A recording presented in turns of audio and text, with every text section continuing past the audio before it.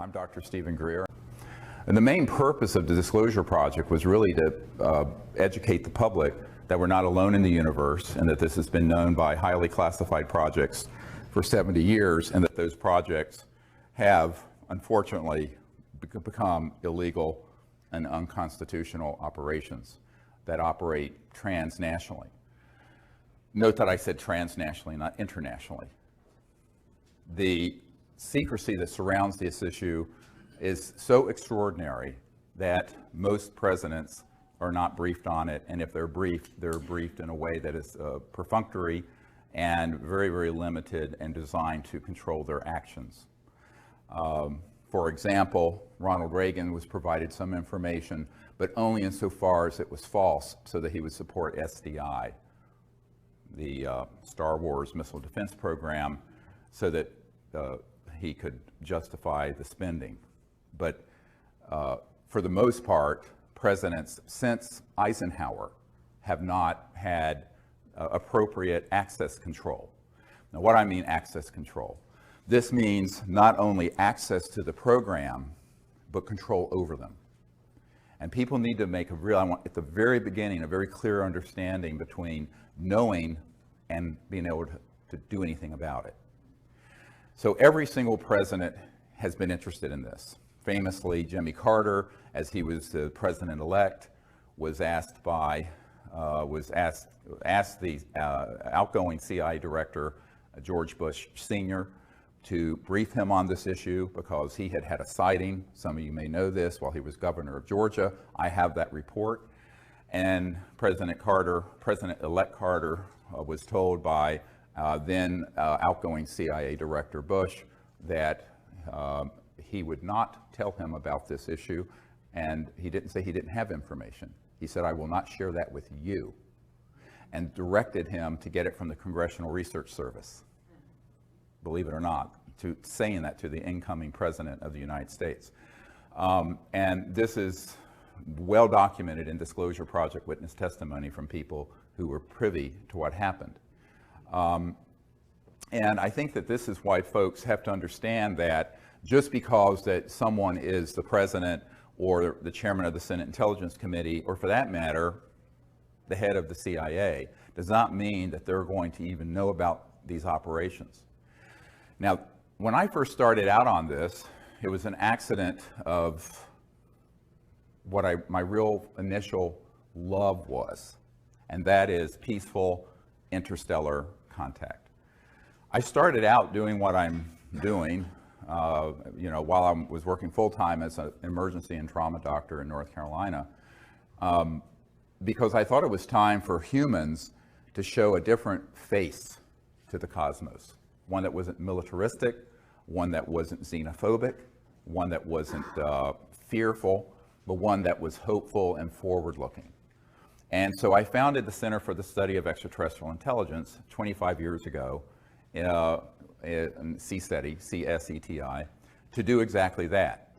And so we set upon this project, sort of just grassroots, and right away, but within a year or two, we had contact. All of you know what happened near Pensacola, where we were out on a beach with about 50 people. A couple of them were Air Force pilots, a colonel and another guy. And there were 4 ET craft that materialized and vectored in and was filmed. Very poor film footage, old Hi-8, no night scopes, but it was actually quite close. This ended up on the front page of the Pensacola paper the next day. And at that point, what I was doing got put on the radar scope of the national security state of folks dealing with this. This is the part of the story most people don't understand. I never intended to be involved with this aspect of it, because what I really wanted to do was create a grassroots movement that basically bypassed the US government or any other government to make contact with these civilizations as citizen diplomats, much like Physicians for Social Responsibility were citizen diplomats to the Soviet Union during the coldest days of the Cold War, the darkest days of the Cold War, but on an interplanetary, interstellar level. Unfortunately, I got diverted not stopped from doing that other project, the CE5, Close Encounters of the Fifth Kind Initiative, which is when humans go out and intentionally make contact.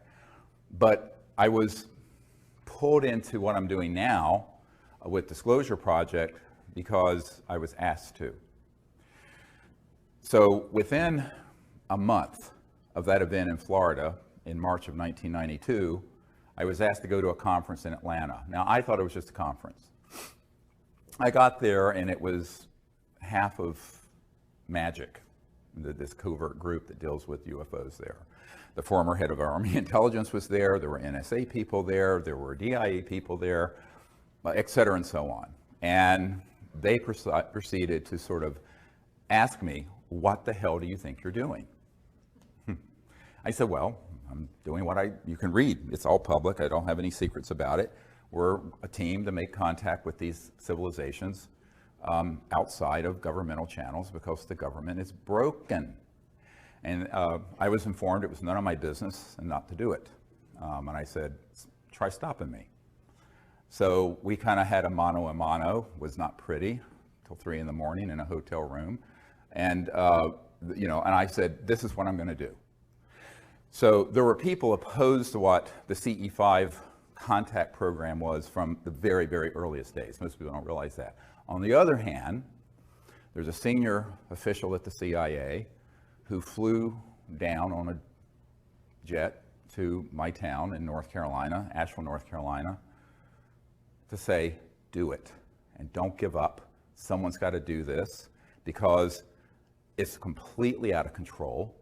And moreover, someone's going to have to spearhead not only making contact, but informing the public because the system is so completely dysfunctional.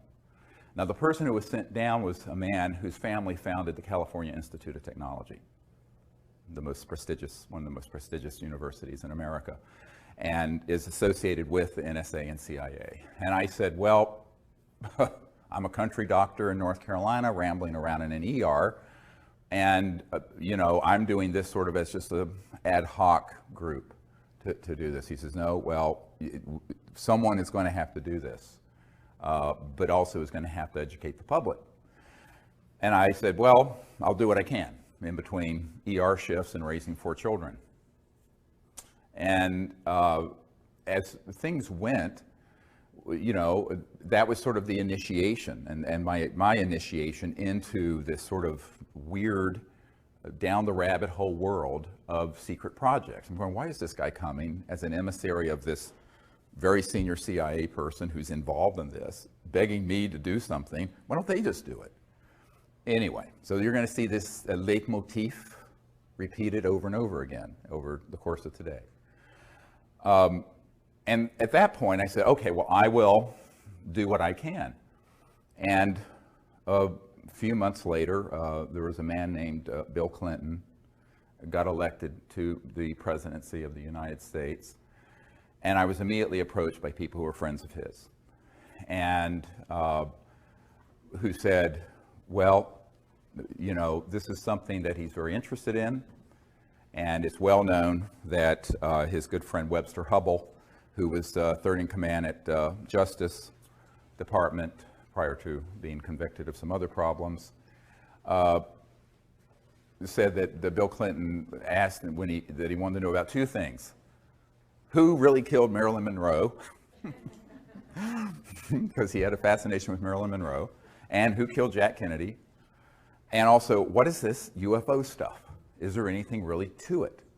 So he made a directed inquiry, and as Webster Hubbell reported in his book, Friends in High Places, this is not, you can read it and see, they made inquiries into the subject, and they, quote, were not happy with the answers they were getting, which is a polite way of saying they know they were being lied to. Well, at about that time, and a little bit before some of the Clinton folks approached me, some military people who were friendly to disclosure approached me, who had had experiences either on battleships or at strategic air command facilities where nuclear facilities are posted, and said, I'll do anything I can to help you. And one of these men was a naval commander who was very connected up in the Pentagon And he showed up at my door, basically, at my home. And I thought initially he was a spook, a spy. And I said, well, this spook is probably here to disrupt my project. And it turns out he was a totally stand-up guy who did everything he could to set up a number of the meetings you're going to hear about behind the scenes in deep background briefings that I did at the Pentagon subsequently. And we decided to have a meeting. I was invited by a former State Department person to have a meeting at the Monroe Institute, which is ironically about 10 minutes from where my country home is now in Virginia, to discuss how to put together a team of people to brief the correct folks in government and encourage them to end the secrecy. Now, you have to understand this is 1992, 93. 22 years ago, 21 years ago, I was in my 30s, a bit naive about how government worked. I actually thought we had a functional constitutional government. I have since learned we do not. That's all window dressing. That's all the Truman Show, like the movie The Truman Show, where it's all sort of a fake. And that there's a parallel governmental process that runs this and other important issues that are completely out of the reach of the people we elect and appoint. But at that time, so we had this meeting, and it was decided that we should contact certain key people in the U.S. government to, in military speak, deconflict the CSETI contact teams from Air Force and other military operations so that they didn't interfere with us and we didn't interfere with them. That was the purpose of it, was to deconflict that, because we didn't want interference from those guys with what we were doing, which we were getting a lot of interference. We were getting helicopters, jets, all kinds of stuff coming in to our contact sites, and we still do to this day, which have been filmed and documented. So unfortunately, we said, this is something that is really critical if we're going to make contact and not have it become something where something terrible happens accidentally. Okay, so my military advisor, who came forward, said, let's see what I can do and run this up the flagpole, as they say. And so he knew the head of intelligence for the Joint Chiefs of Staff, an admiral, who, Admiral Kramer, with a C, C-R-A-M-E-R. And he went in, had a meeting, and said, look, we really need to have a meeting with the Air Force intel people at Wright-Patterson Air Force Base, to which the Roswell remains were sent, and which still had what was called the National Air Intelligence Center, and then it became the Foreign Aerospace Technology Center. It was always FTD, Foreign Technology Division of the Air Force, back in the 40s and 50s. It's gone through many name changes. It's the same facility at Wright-Patterson Air Force Base in Ohio. And he said, okay, let's see if you can set up a meeting. And the admiral, now this is the head of intelligence, Joint Chiefs of Staff, pushed back from the desk and said, are you serious about UFOs and extraterrestrial intelligence? And the commander, military commander, who was volunteering to help us, said, yes, we're very serious.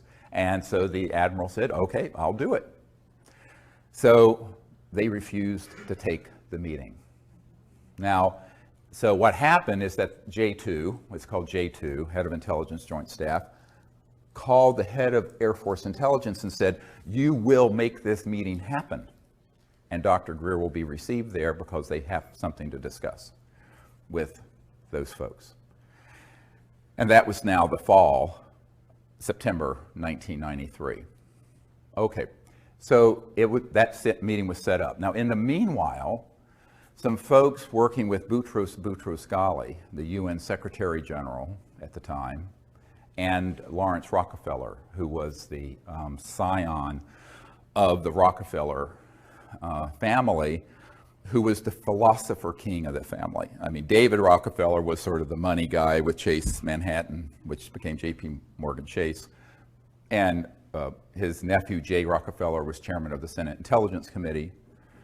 And Nelson Rockefeller, who had passed away, who had been vice president, ironically, was his brother, who had set up the Rockefeller Commission of 1956 that completely reorganized the Department of Defense and the CIA so no U.S. president could contain or control or penetrate UFO projects.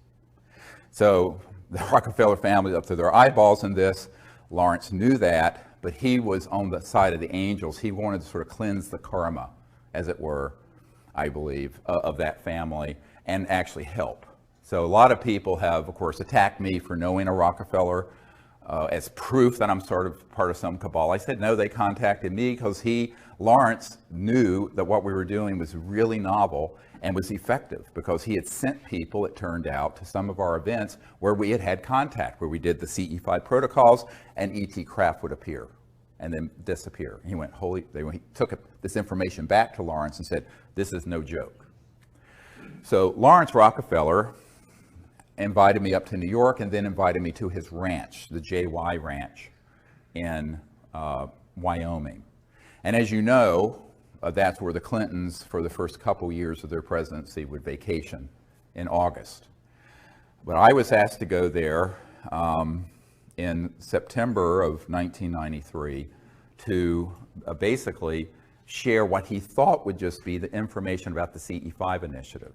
Lawrence Rockefeller did not know about the initiative to brief senior governmental officials and encourage them to end the secrecy, which had started a few months prior to that at this meeting in Virginia at the Monroe Institute with a select number of folks that my military advisors had gathered together that was July of '93.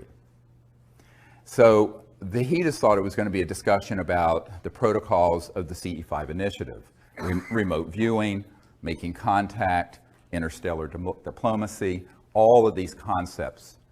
And so we decided that it was really time for us to go ahead and have some meetings like this with Lawrence. And I said, okay, I'll go because I have to go out.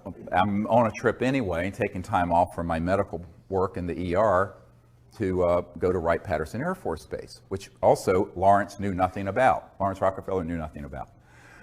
So here's what happened. I was going to go to the Rockefeller Ranch just as sort of a guest to share this, and during the course of a sort of a round table, and there were all kinds of people there. Robert Bigelow of Bigelow Aerospace, who's a billionaire, was there. A whole bunch of people who of various backgrounds in the UFO subculture, some friendly to what we do and some incredibly unfriendly, who we found out were working for the intelligence community, were there. And there was this gathering at this famous Rockefeller Ranch in the Grand Tetons. So one day it came up what else I was working on. I said, well, we've initiated a project to brief senior government officials in the Clinton administration and the Pentagon and members of Congress so that we can terminate secrecy on this issue and get the government to change policy, because we understand that the incoming president is favorable to that idea, which was, of course, Bill Clinton. And as a result, you could have heard a pin drop in the room. Nobody knew at all. And the first thing Lawrence Rockefeller said, what, he was like this, where are you doing? I said, well, I'm going straight to Wright-Patterson Air Force Base after this meeting to brief the colonel over this Foreign Technology Division of the Air Force. And then I'm going to, in a couple months, brief President Clinton's CIA director. So at this point, Lawrence Rockefeller and everyone there were in a state of shock. Now, that initiated what has been incorrectly called the Rockefeller Initiative. There was no Rockefeller Initiative. Let me explain that in a moment. What it was an initiative because he found out what we were doing and his people said, you've got to get involved with this. So Lawrence wanted to play a behind-the-scenes role. And that's why he was willing to host the President and First Lady at the ranch to provide what we put together, which was called the best available evidence, which is the collection of best cases, best photos, best government documents we had that were extant at that time in 1993. So the president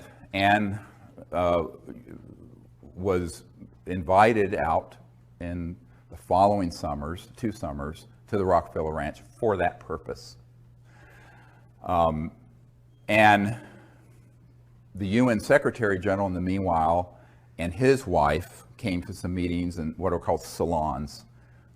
A salon is when someone hosts a very nice meeting in a private home with dignitaries, and you have a guest, usually some surprise guest or some interesting character like me, to come in and inform the New York 100 about what's going on. So that's what I did, and they were incredibly successful. Subsequent to that, Mrs. Boutros-Ghali invited us to have a meeting at the UN so I could brief a lot of the diplomats and friends of hers in the UN who were supportive of ending secrecy and making peaceful interplanetary contact. And actually, Leah Ghali herself hosted that for me at the United Nations. I'm just trying to give you sort of a sense of what happened before May of 2001 with what's now very famous National Press Club event.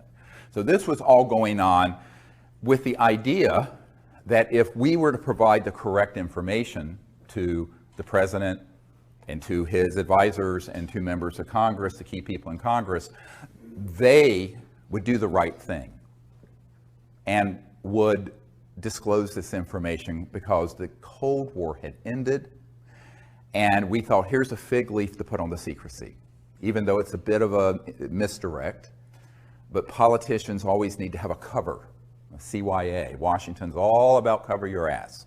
So to explain 40 years of secrecy, they could have said, well, during the Cold War tensions, we didn't want to throw into that mix the fact that we're being visited by interstellar civilizations, and with also a program to study what their technologies are.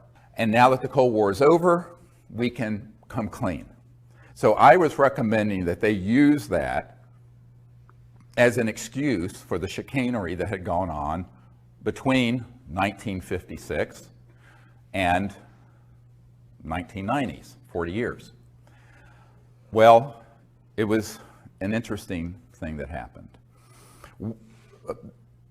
In the fall of 1993, I was given a lecture at the Colorado State University, hosted by astronaut Brian O'Leary and Maury Albertson, who was one of the co-founders of the Peace Corps. And they became very, very close friends and supporters of what we were doing. And in that presentation, I laid out the entire sort of manifesto of justifying disclosure, ending secrecy, and what we should do. And at the end of that talk, and I don't know, there were maybe 800 people there, 1,000, something like that. There was a man, a little bald man, standing at the back of the room. And he wouldn't leave, and he waited till almost everyone was gone. He came up to me and he said, Dr. Greer, I think I can help you with this. I know some folks in Washington who want to know about this, but they're not getting any good answers. I said, well, like who? And I thought he was going to say, you know, staffers for Congressman blah, blah from Nowhereville, Montana. And he said, well, I'm very good friends with the director of Central Intelligence, the CIA director, and he would like to be briefed on this. And of course I said, well, that's a good start. So initially that meeting was set up for November of 1993, and it got pushed back because of scheduling conflicts that he had and I had to December 13th, 1993. My wife, Emily, was there with me. And the cover story was a dinner party just here in Arlington at this man's home, and with his CI director and with his the CI director's wife, Dr. Sue Woolsey, who was the chief operating officer of the National Academy of Sciences. So, which is very good, because I feel, well, we can get 2 birds with 1 stone here, because she's a very senior scientist in a very prestigious institution. So again, we got a nanny for the kids, flew up to Washington, had this meeting. Now, normally when you meet with someone at cabinet level, it's a, very tight, maybe 20 minutes, 15, 30. This went on for about 3 hours. And the initial part of it, I had this whole briefcase and portfolio full of all these images of photographs and documents and cases and all this stuff. And after about 10 minutes, the CIA director said, okay, I know this. We know that they exist. And it turns out he and his wife had a sighting in New Hampshire when they were younger. I want to know, and this is the key question to answer, why won't they tell me and the president about it? I'm the CIA director. I said, well, that's another discussion. And at first, I got some hint of this when I got the letter, which I have in my archives, because subsequently, Woolsey tried to backpedal and say this briefing never happened. He publicly said so, and I can prove it to be a lie. I always say in Washington, how do you know they're lying? Their lips are moving. Lips are moving, that means they're lying. So, ouch. Did I just say that? Yeah, I did. It's on the record. There you go. So, but the letter I got describing the briefing from our host said that you're going to be the first person to brief the president's people and his CIA director on this issue because they've asked questions and they can't get anything through channels. Now, at that point, I have to say, I thought I was being Zoomed. I really thought this was a prevarication and that this spy master, the CIA director, just wanted to pick my brain, find out what we were doing with folks like the Rockefellers and da-da-da. And it turned out he 100% was out of the loop. He knew nothing about these projects, and he was being completely deceived by those who had compartmented intelligence within the agency, the CIA, and he literally was the emperor that had no clothes, and so was the president. So it was at that point, on December 13th, 1993, that I realized that we were living in a country that had undergone a quiet coup d'etat decades earlier. That isn't talked about in the New York Times and Washington Post because it would be the biggest story ever and the biggest scandal ever. They'd rather talk about the blue stain on a dress and other trivialities, or the stain on a blue dress, and rather than talking about the truth. And we, at that point, had put together a white paper, which is in my first book about extraterrestrial intelligence, which you can get on our website at seriousdisclosure.com. And it describes basically the plan of what needed to be done by the chief executive, the president and his people, to end the secrecy. So I had that in my hands, and I was giving it to the CIA director as he was leaving. And he looked at me and he said, how can we disclose that which we have no access to? Very chilling question. So, in other words, if we were to push on this, then it would unveil the biggest constitutional crisis in the United States history. And no president wants to admit that they're out of the loop on important things. No one wants to admit that. Therefore, he said, we will do what we can do. I'll continue to look into this. Please continue to send any information you have to me through this contact. But we'll have to see what the president can do. That meeting, as I said, was about 3 hours. Most of it was talking about contact, the technologies, why secrecy would be as extreme as it is. And this is, the why of secrecy is much more difficult for people to get their minds around than the how. So let me first do the how. Everyone thinks there's something called above top secret. Well, in the United States government, most governments, there's no such thing. There's actually confidential, secret, and top secret. But then within these classifications, there are compartments. So you have TSSCI, top secret special compartmented intelligence. So TSSCI, it's the compartment you're in that matters. Some compartments, like what Edward Snowden exposed about PRISM, was a compartment that the president and the oversight committees of the Congress knew about. However misguided they may have been, they were legally overseeing compartments, which is why he's in trouble. There are other compartments that are unacknowledged special access projects.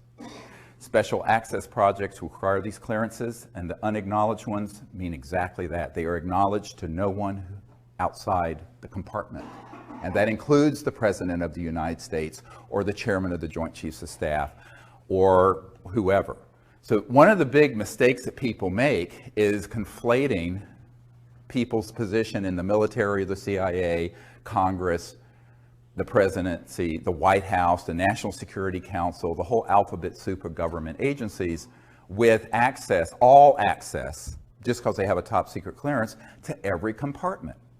And I know men who are in one compartment and or in one section, and they have a friend that's in another compartment, and they both have top secret clearances, very high compartments, and they do not know what each other's working on. They may be best friends and they won't know. And that is how it works. But the unacknowledged special access projects mean that they're not acknowledged.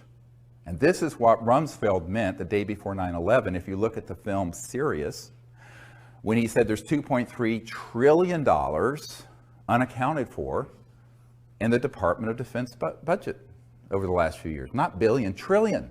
Now it's at least 5 trillion. And now this is no flaming liberal. This is Donald Rumsfeld, okay, who dragged us into this misadventure called the Iraq War, along with Dick Cheney and some other neocons who didn't understand the Middle East, obviously, or anything else for that matter, dealing with world politics. And so, but he literally said that. I don't know if he knew it was being filmed, but it was, and we got it, and it's in the film Sirius. So what does that mean? $2.3 trillion unaccounted for. It means that there is no accounting. I know an auditor who audits my uncle's old company, was Northrop Grumman, which does a lot of top secret work on certain kinds of aircraft, just like Lockheed Martin has certain contracts dealing with anti-gravity propulsion craft. And if it's an unacknowledged compartment and it has some billions of dollars in it, the auditor will be told, you don't have a need to know what's going on with this, and it is just rubber stamped as an audit. They have no idea where that money's going. It goes in the front door. Where it's going through the back door, God only knows. All right? We estimate between $100 and $200 billion every year is going into the unacknowledged government. And this is a conservative estimate, unacknowledged. Congress doesn't know where it's going. The president doesn't know where it's going. A lot of senior military people don't know how it's being used and where it's going. My military advisor for 20 years was in one project that was a $3 billion unacknowledged special access project. The admiral that he was working under, where they basically went into a SCIF, a secure communication intelligence facility underground. Everyone's weapons were taken, everyone's cell phones, watches, anything electronic taken. One man went down there with them with a gun. And the gun was the security enforcement officer for that USAP, Unacknowledged Special Access Project, USAP. And they were all told, the guy took a bullet out of the chamber and they said, if you tell anyone about anything going on in this unacknowledged project, there is a bullet with your name on it, and it will find you somewhere, somehow. Now, this is not a movie. This is actually how that world works. That's the world I've lived in since 1993, or been exposed to. And so that is serious stuff, and they mean it. And so my military advisor said, oh, absolutely, this is no John le Carre novel or John Grisham story. This is really how the unacknowledged super black world operates.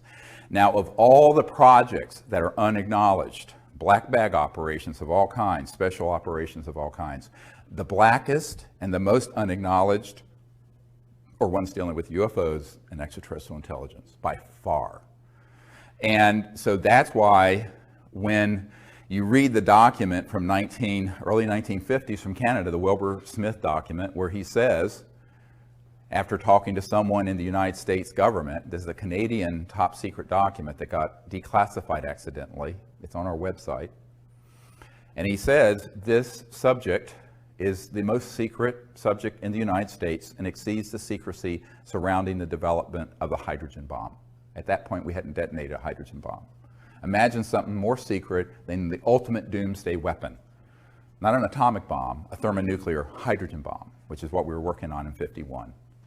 So the thing I point out to folks is that these sort of operations have gotten so out of control that that's why Eisenhower said, beware the military-industrial complex when he left office in 1961, just before Jack Kennedy took office. And Eisenhower, on his watch, and he was bitter about this to the very end, Jackie Gleason, a famous comedian, his wife told our team that Jackie Gleason and Eisenhower were good friends, that Gleason was bitter about this and heartbroken about this to the day he died, that he had lost control over these UFO projects. And that happened between 1956 and 1961. Now, why did this extreme, so this gives you an idea of how unacknowledged special access projects work. They're hermetically sealed silos, and no one outside that compartment, that matter your position in government, doesn't matter your clearance, will know what you're doing in it. So wrap your mind around that. That is how these projects are managed. And we're talking an almost limited amount of money they can use and access to enforce this and run those projects. Is it legal? No. Is it dangerous? Yes. Because it is, by definition, completely without oversight of the people, the people's representatives, or the president, or for that matter, the senior folks at the Pentagon. I'll get to this in a moment. So at this point, I'm reeling. I'm just sort of like, I'm absorbing all this. Look, I'm a country doctor in North Carolina, rambling around in an ER, taking care of shootings and stabbings and car wrecks and burns and what have you. And this bag of crap gets handed off to me. And I think, well, you know, this is way past my pay grade. I'm just... And in January or early February 1994, a friend of the president's comes to our home, a man that I had met sometime earlier. And name is Kevin Foley. This is years enough gone, I'll go share his name. And his brother would stay overnight at the White House a lot and have breakfast with the president. He was a big fundraiser for President Clinton. From Minnesota, Foley family, very well-known political family.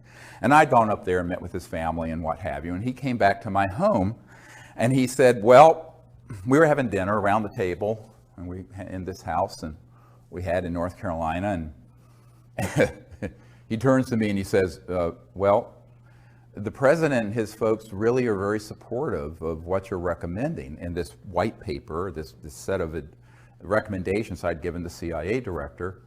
But they're concerned that if he does this, he'll end up like Jack Kennedy.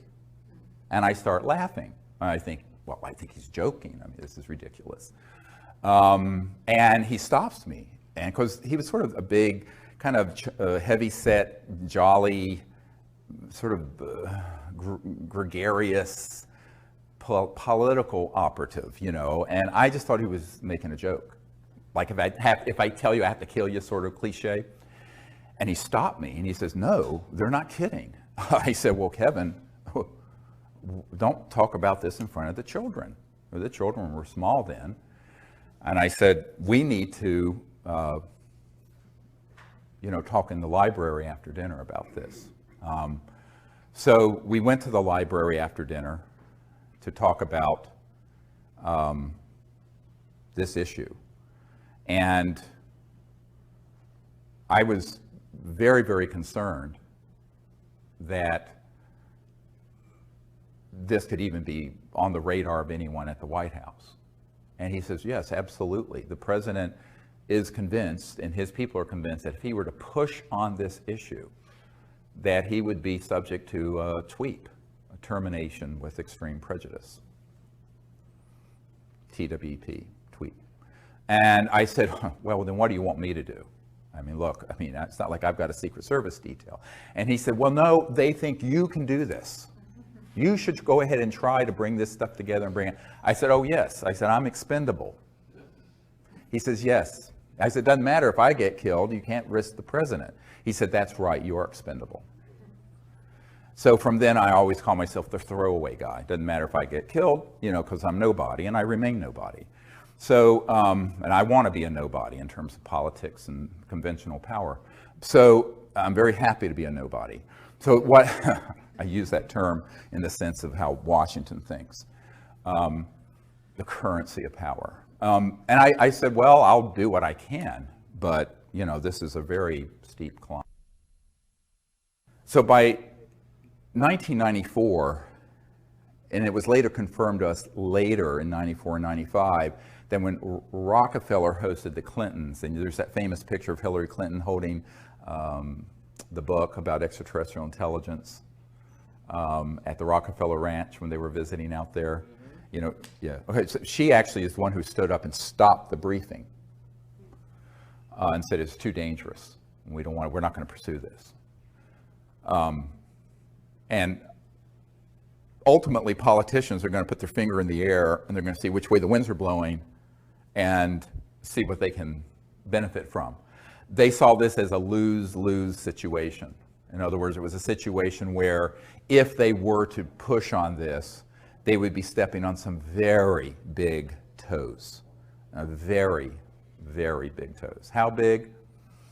Several $100 trillion of world economic activity. Now let me back this up now. So the how is hard for some people to wrap their mind around when it comes to this kind of secrecy, but the why is the pièce de résistance.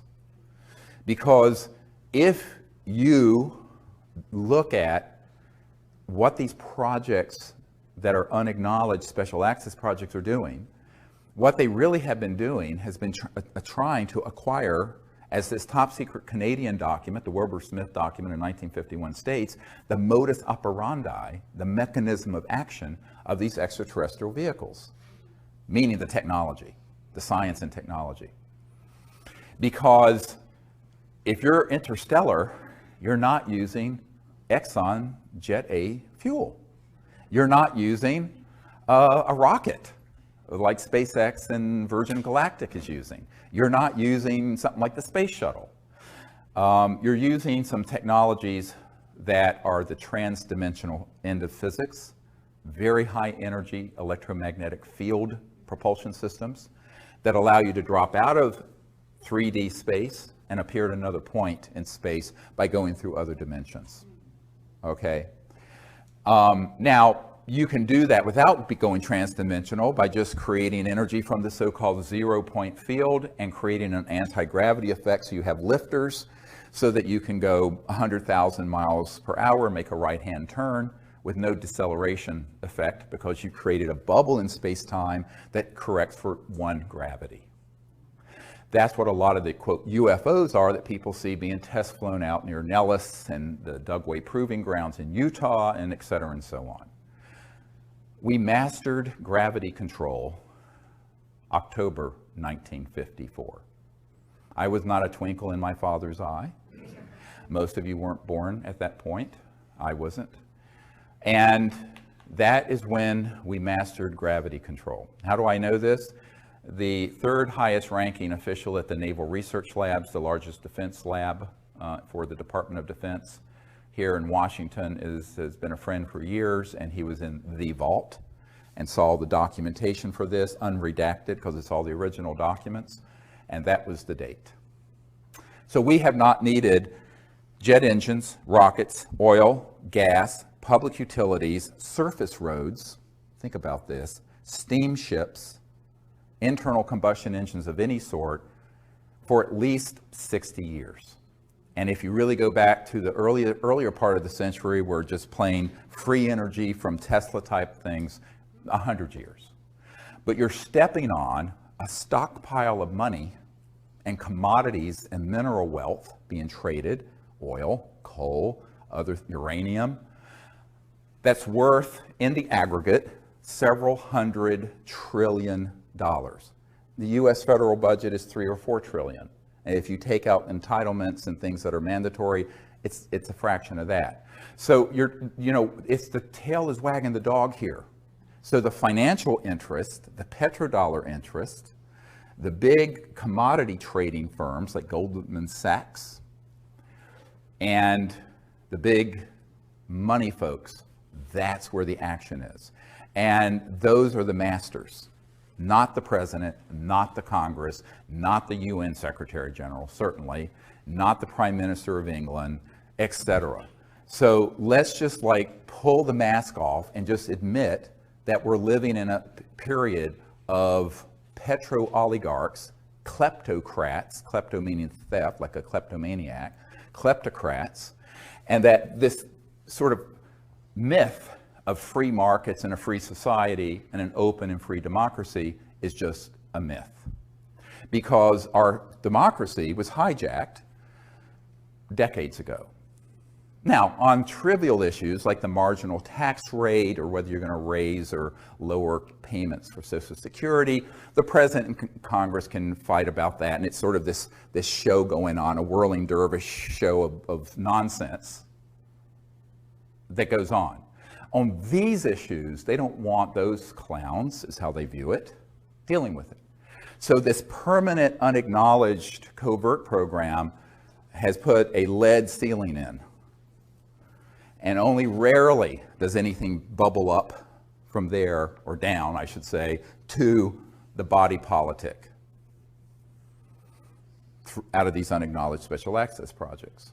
So it became my task to find out how to do that and live to see the next day. All right? Because it doesn't do me any good if I do it recklessly and I'm dead. You can't do anything if you're dead. Well, you can, but it's different. So you're doing other things. So this became really the central issue. And Lawrence Rockefeller, I suggested, look, we need to then, if the president will not do this, we need to get together a group of people, put together this best available evidence, and also assemble top secret folks who will have the courage to provide credible documentation, testimony about what they've known. So I suggested and organized a meeting at a Asilomar facility near Monterey, California, in June of 1995. Edgar Mitchell was there with me, Marina Popovich, who was a very renowned cosmonaut in the Soviet Union, some KGB officers were there, and some of the early Disclosure Project witnesses were there. Now this is 95, this is 20 years ago. And Lawrence paid for it, and Lawrence Rockefeller said, look, I will totally support doing this. And when I was with him at the ranch, I said, well, why don't you take a public leadership in this? And I was talking to him out on his deck with the beautiful Remington Native American sculpture that's, with the Native American on horseback, they're very famous. Of course, they have the original of everything. And I said, I need your help. He says, oh no, it's too dangerous for me. He says, there are members of my family already jumping up and down on my feet that I'm doing this much. And I knew he was talking about he was talking about, the money people in his family. He was the philanthropic guy who just wanted to give away his wealth before he died. That was his whole purpose. Really sweet man. And so I said, well, okay, I told him, you're old, you're rich, and you're a Rockefeller. I'm a nobody. I'm a North Carolina doctor who's trying to do this with no resources. He says, I'll be behind the scenes. And he took his old hands and did this, and he said, it's like a flock of geese. We're all flying together. I'll be back here, and you need to be here. I said, well, yeah, but that head goose gets all the head. They take turns. He said, no, you be up here. It was very comical. I said, oy vey, this is like, I said, okay, that's what we'll do then. And he wanted to just stay behind the scenes, but he was provide that support, hosted the Clintons. So we had something called Project Starlight that formed before the briefing of the CIA director. That was the code name for what became the Disclosure Project that all of you know about. And Project Starlight, if you, with the AP, the Associated Press, sued the Clinton Library and got those documents. Those documents are in my first book. And at Asilomar, we had all these dignitaries, including Kevin Foley and astronaut Edgar Mitchell and Marin Povovich, and all these folks sign a letter to the President of the United States recommending ending the secrecy. It's in my first book. Buy it, get it, see it, read it. And that, however, was the Associated Press a couple years ago sued the Clinton Library and got those documents, and they put them out on the internet. Now, at this point, we knew by '95, the president, with all the cajoling we could do, with all the work Lawrence was doing behind the scene, hosting Bill and Hillary at the JY Ranch for their vacations. A very good friend of the president's, I don't want to name her, but used to live at the White House and very good friends with Hillary, said that Hillary did not want to deal with this at all, but Bill was so interested in it, he would pull out the best available evidence briefing packet that we put together, and we'd be sitting in the private quarters of the White House going through it. And she's this hilarious woman who did a perfect imitation of Bill Clinton. And he said one time they put it out on the floor and she was sitting there with him. And he was going through it going, well, I know all this is true, but they won't tell me a thing, not a goddamn thing. Just like that, about all these secret programs. So when she told me that, I said, it sounds like Mr. Clinton. So from '95 until '98, I proceeded then to approach various members of Congress. And we had already started that process thinking, well, okay, if the president won't do an executive action and force his way to control these unacknowledged special access projects, maybe a member of Congress will have the courage to hold a hearing. And since we now have identified, first it was about a dozen, and then it became several dozen top secret guys that could be subpoenaed and swear under oath with penalties of perjury, federal penalties of perjury, if you're testifying before Congress. Go ask some folks who are in prison for lying to Congress about what they knew. And so I started assembling these folks, the first meeting of which was in June of 1995. I'd met with a number of them one-on-one, but there's strength in numbers. So I realized that if we came together as a group and they got to know each other and they felt that it was, they felt safer, they felt protected if they were all doing it together. You see what I mean? Brilliant. Okay, so that was what I did, is pull people together.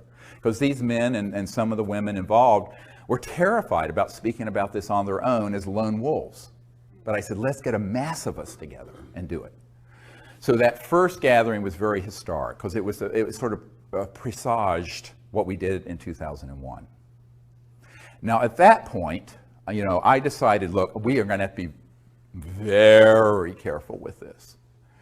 So I wanted to be sure that not only did the president have no access, which is in itself proof of the illegality of these unacknowledged special access projects, but that the appropriate oversight committees of the Congress of the United States didn't, as well as key people at the Pentagon. So I proceeded then to do a series of briefings.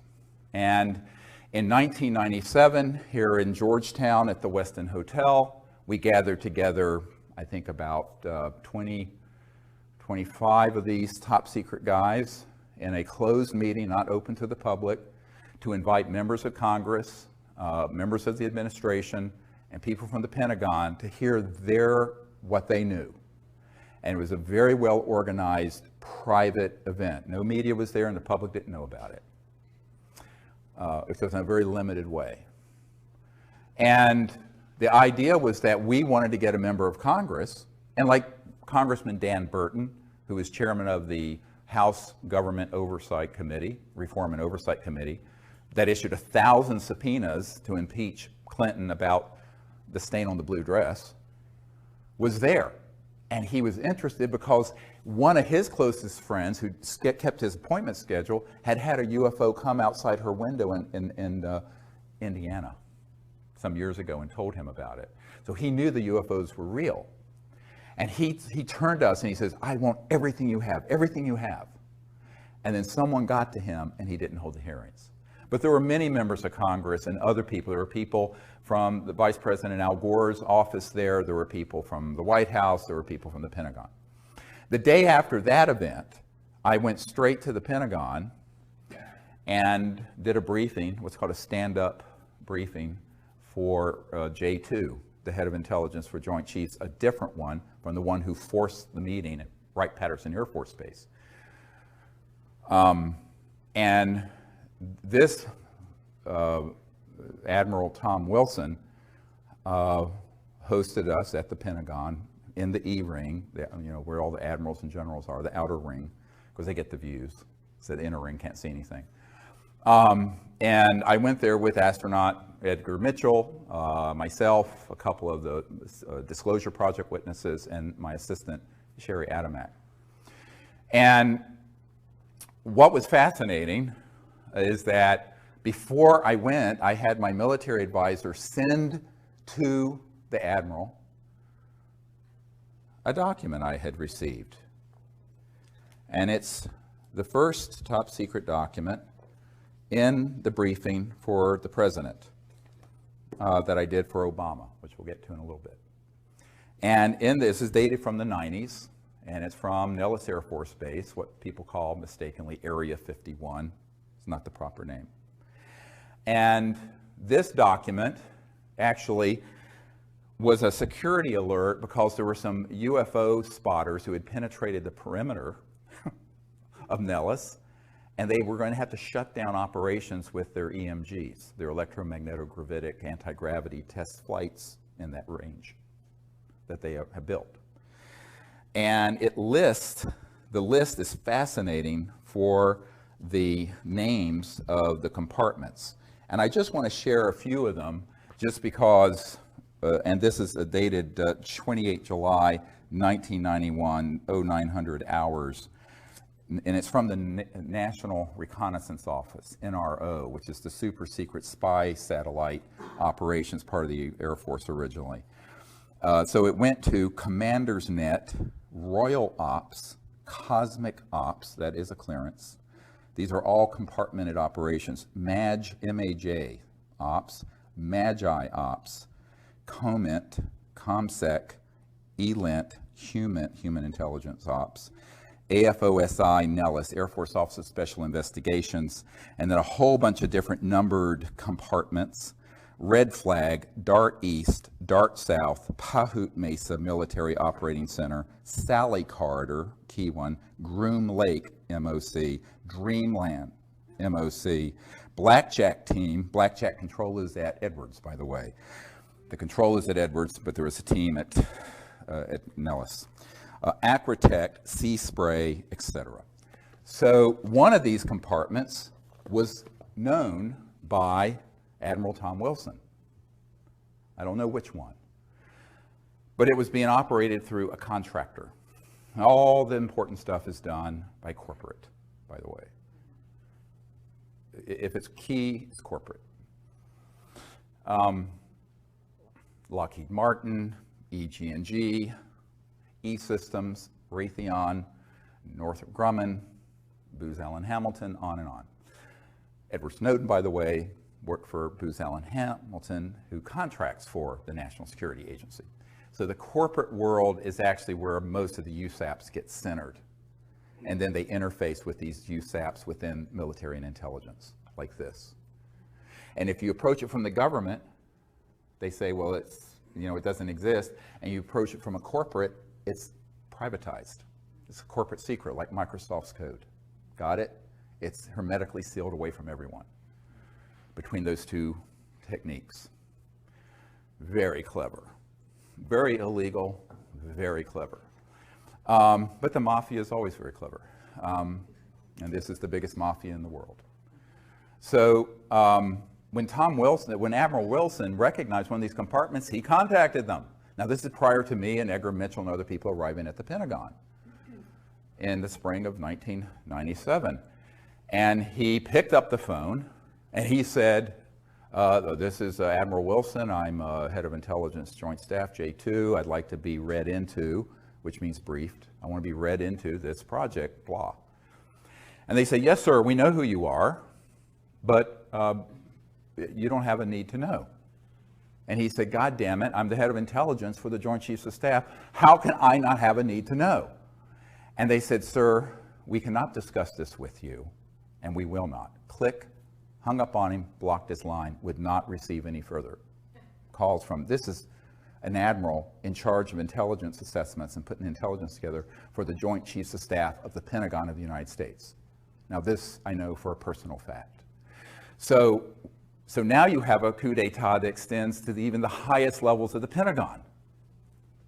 So by the time I walked through the door to do what was supposed to be a 45-minute stand-up briefing for the admiral and his staff, he was so scared and so mad, he was scared.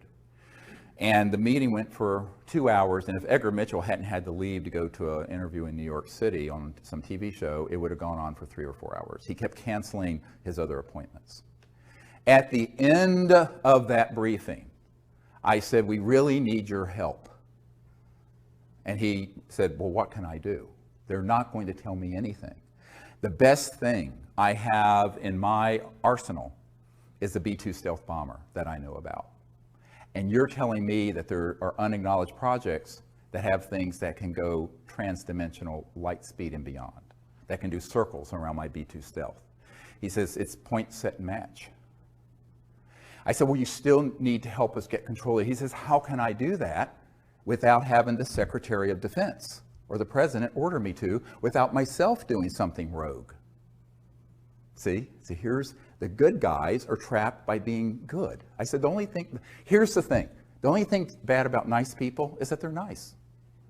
And the people who are rapacious criminals are not nice, and they don't give a damn about the law or people's lives, and they don't mind killing you.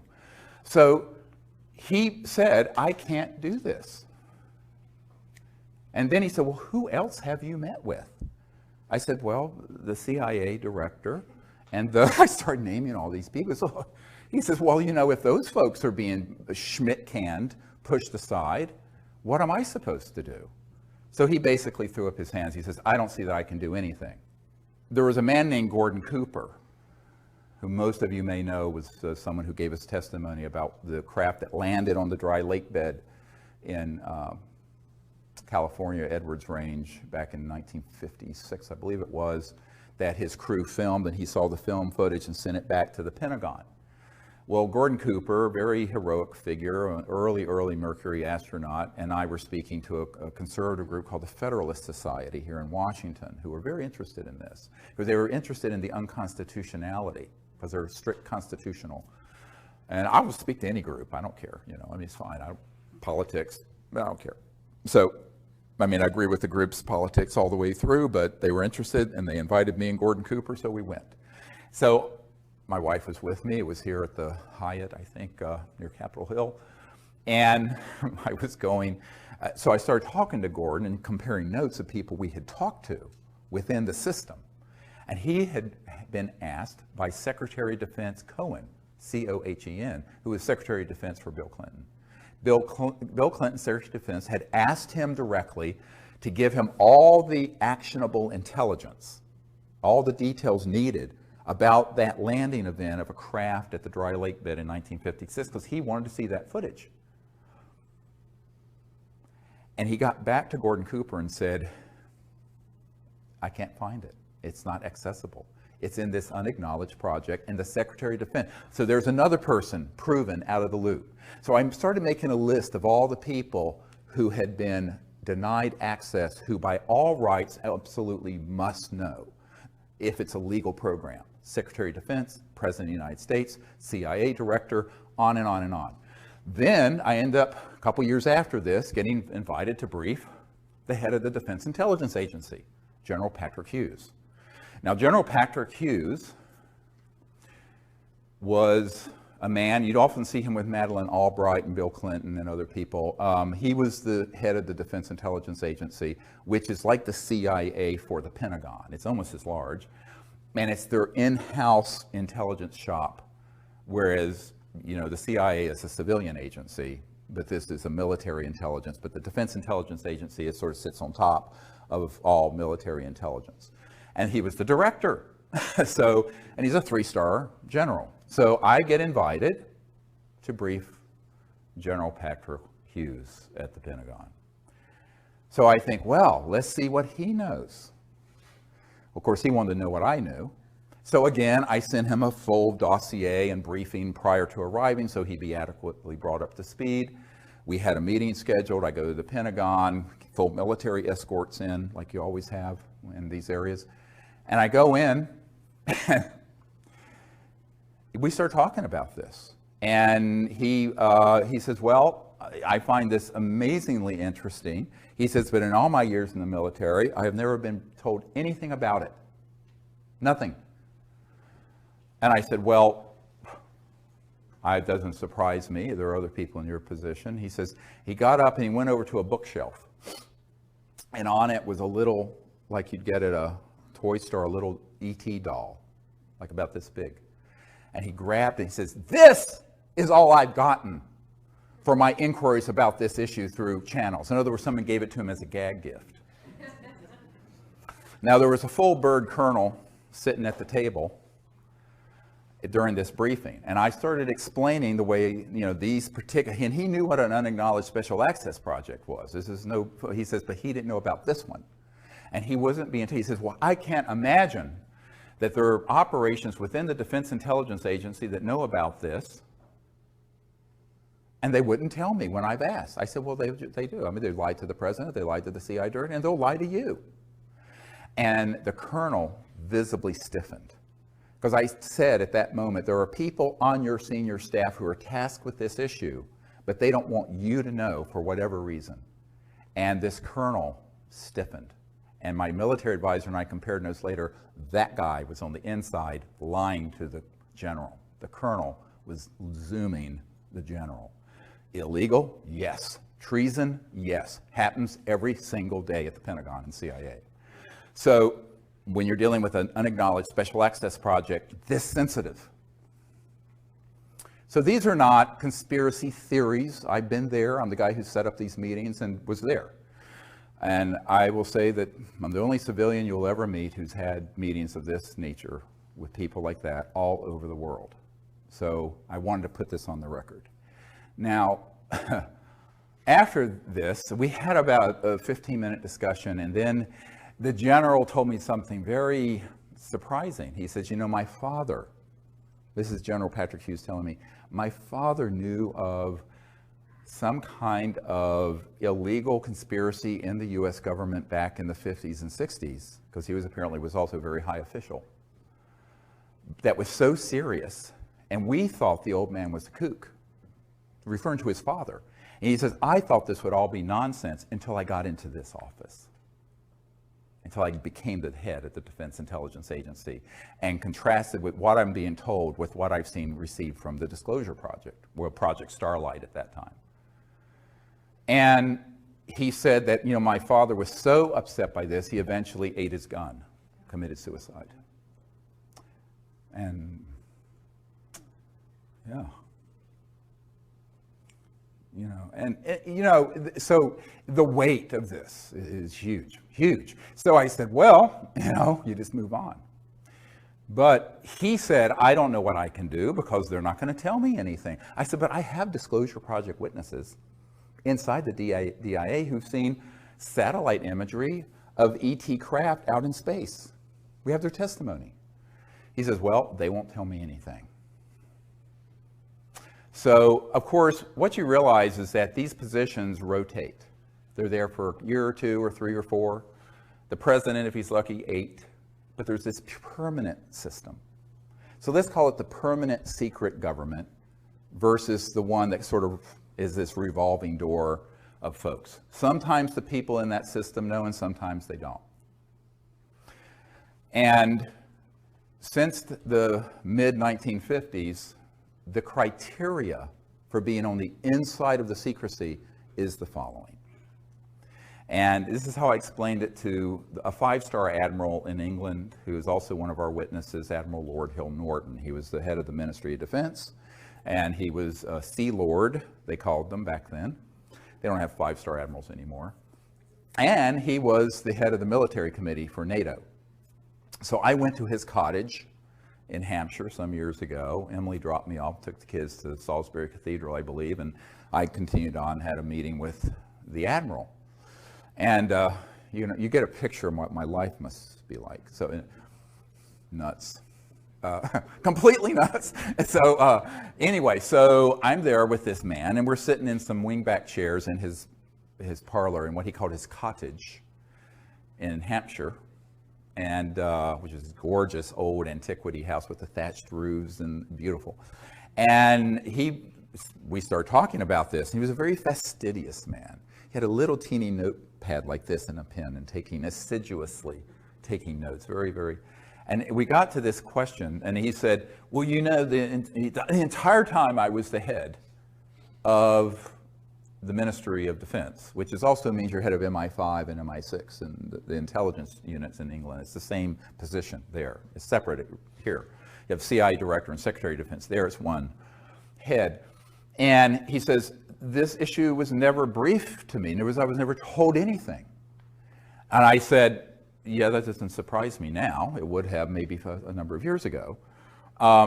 And he said, and as military, the head of the military committee for NATO, I was never told, even though I now have learned NATO was dealing with some of these events, such as the big events that were in Belgium with the massive triangular craft and things like that. Well, I said, he says, and I want to know why they wouldn't tell me. It was like his pride was a sense of propriety. Oh, he was a lord in the House of Lords also. He says, why wouldn't they tell me? And it was a little bit petulant, but also hurt. And I said, well, let me answer your question with a question. And he didn't like that. He thought I was being a cheeky American. And I said, but just bear with me. What would you have done if you found out that there was a cabal that had run amok of the laws of all the democracies, that had this information and had the technologies to completely fix the environment, end global poverty, create a civilization that would be sustainable for thousands of years with these types of free energy technologies, and that they had killed people to keep this secret, assassinated people, and broken the laws of their country and their solemn oaths to uphold their constitutions to do so. He said, I wouldn't stick for it for a bloody minute. I said, that's why they didn't tell you. I said, the first thing they do when they make a decision that you're in and you're out of the loop of this issue is whether you'll go along with the secret agenda. If you're going to go along with the secret agenda, they'll tell you. And they'll give you a little bit, and then a little bit, and then a little bit, and bring you up through the system. If they think that you're the kind of stand-up person who would be appalled when they find out what the criminality of this group is, and how illegal it is, and what damage they're doing to the earth and to the humanity by keeping it secret, and that you might blow the whistle on it, like Jack Kennedy was planning to do in his second term. That's why they took him out. And that's why they took out Marilyn Monroe. I have a document to prove it. And top secret document from the NSA vault. It's in my first book. Go read it. Nobody reads anymore.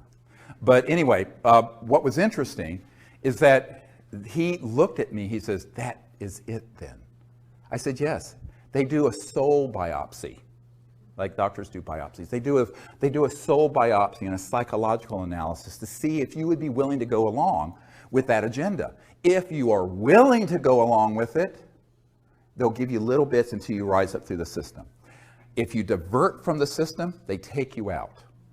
You're going to be dead. So they've learned not to be too reckless with who they tell, because they don't want to have to kill too many people and leave bodies scattered that looks conspicuous, like they did in the 50s and 60s with John Foster Dulles and President Kennedy and Marilyn Monroe and other famous people. So I said, that's why it's managed this way. Now, you may have had a predecessor who was MOD head, who came up through that system, who knew all about these projects. So it doesn't have anything to do with your rank. It has to do with your values. It has to do with your willingness to go along with an agenda that is the most criminal, evil, dangerous agenda that any potentates have ever had in the history of the world that we know of. And that's what we're dealing with this super secret Magi group. And they are not going to be reckless in who they read into and pull into those projects.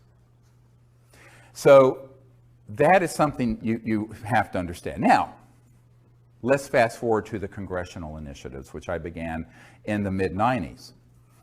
So I mentioned the chairman of the House Government Reform and Oversight Committee, Dan Burton.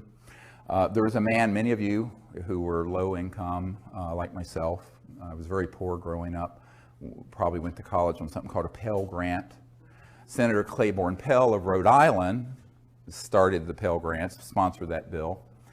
And he was at a meeting with the Noetic Sciences Institute, and I did a briefing for him and met with him there.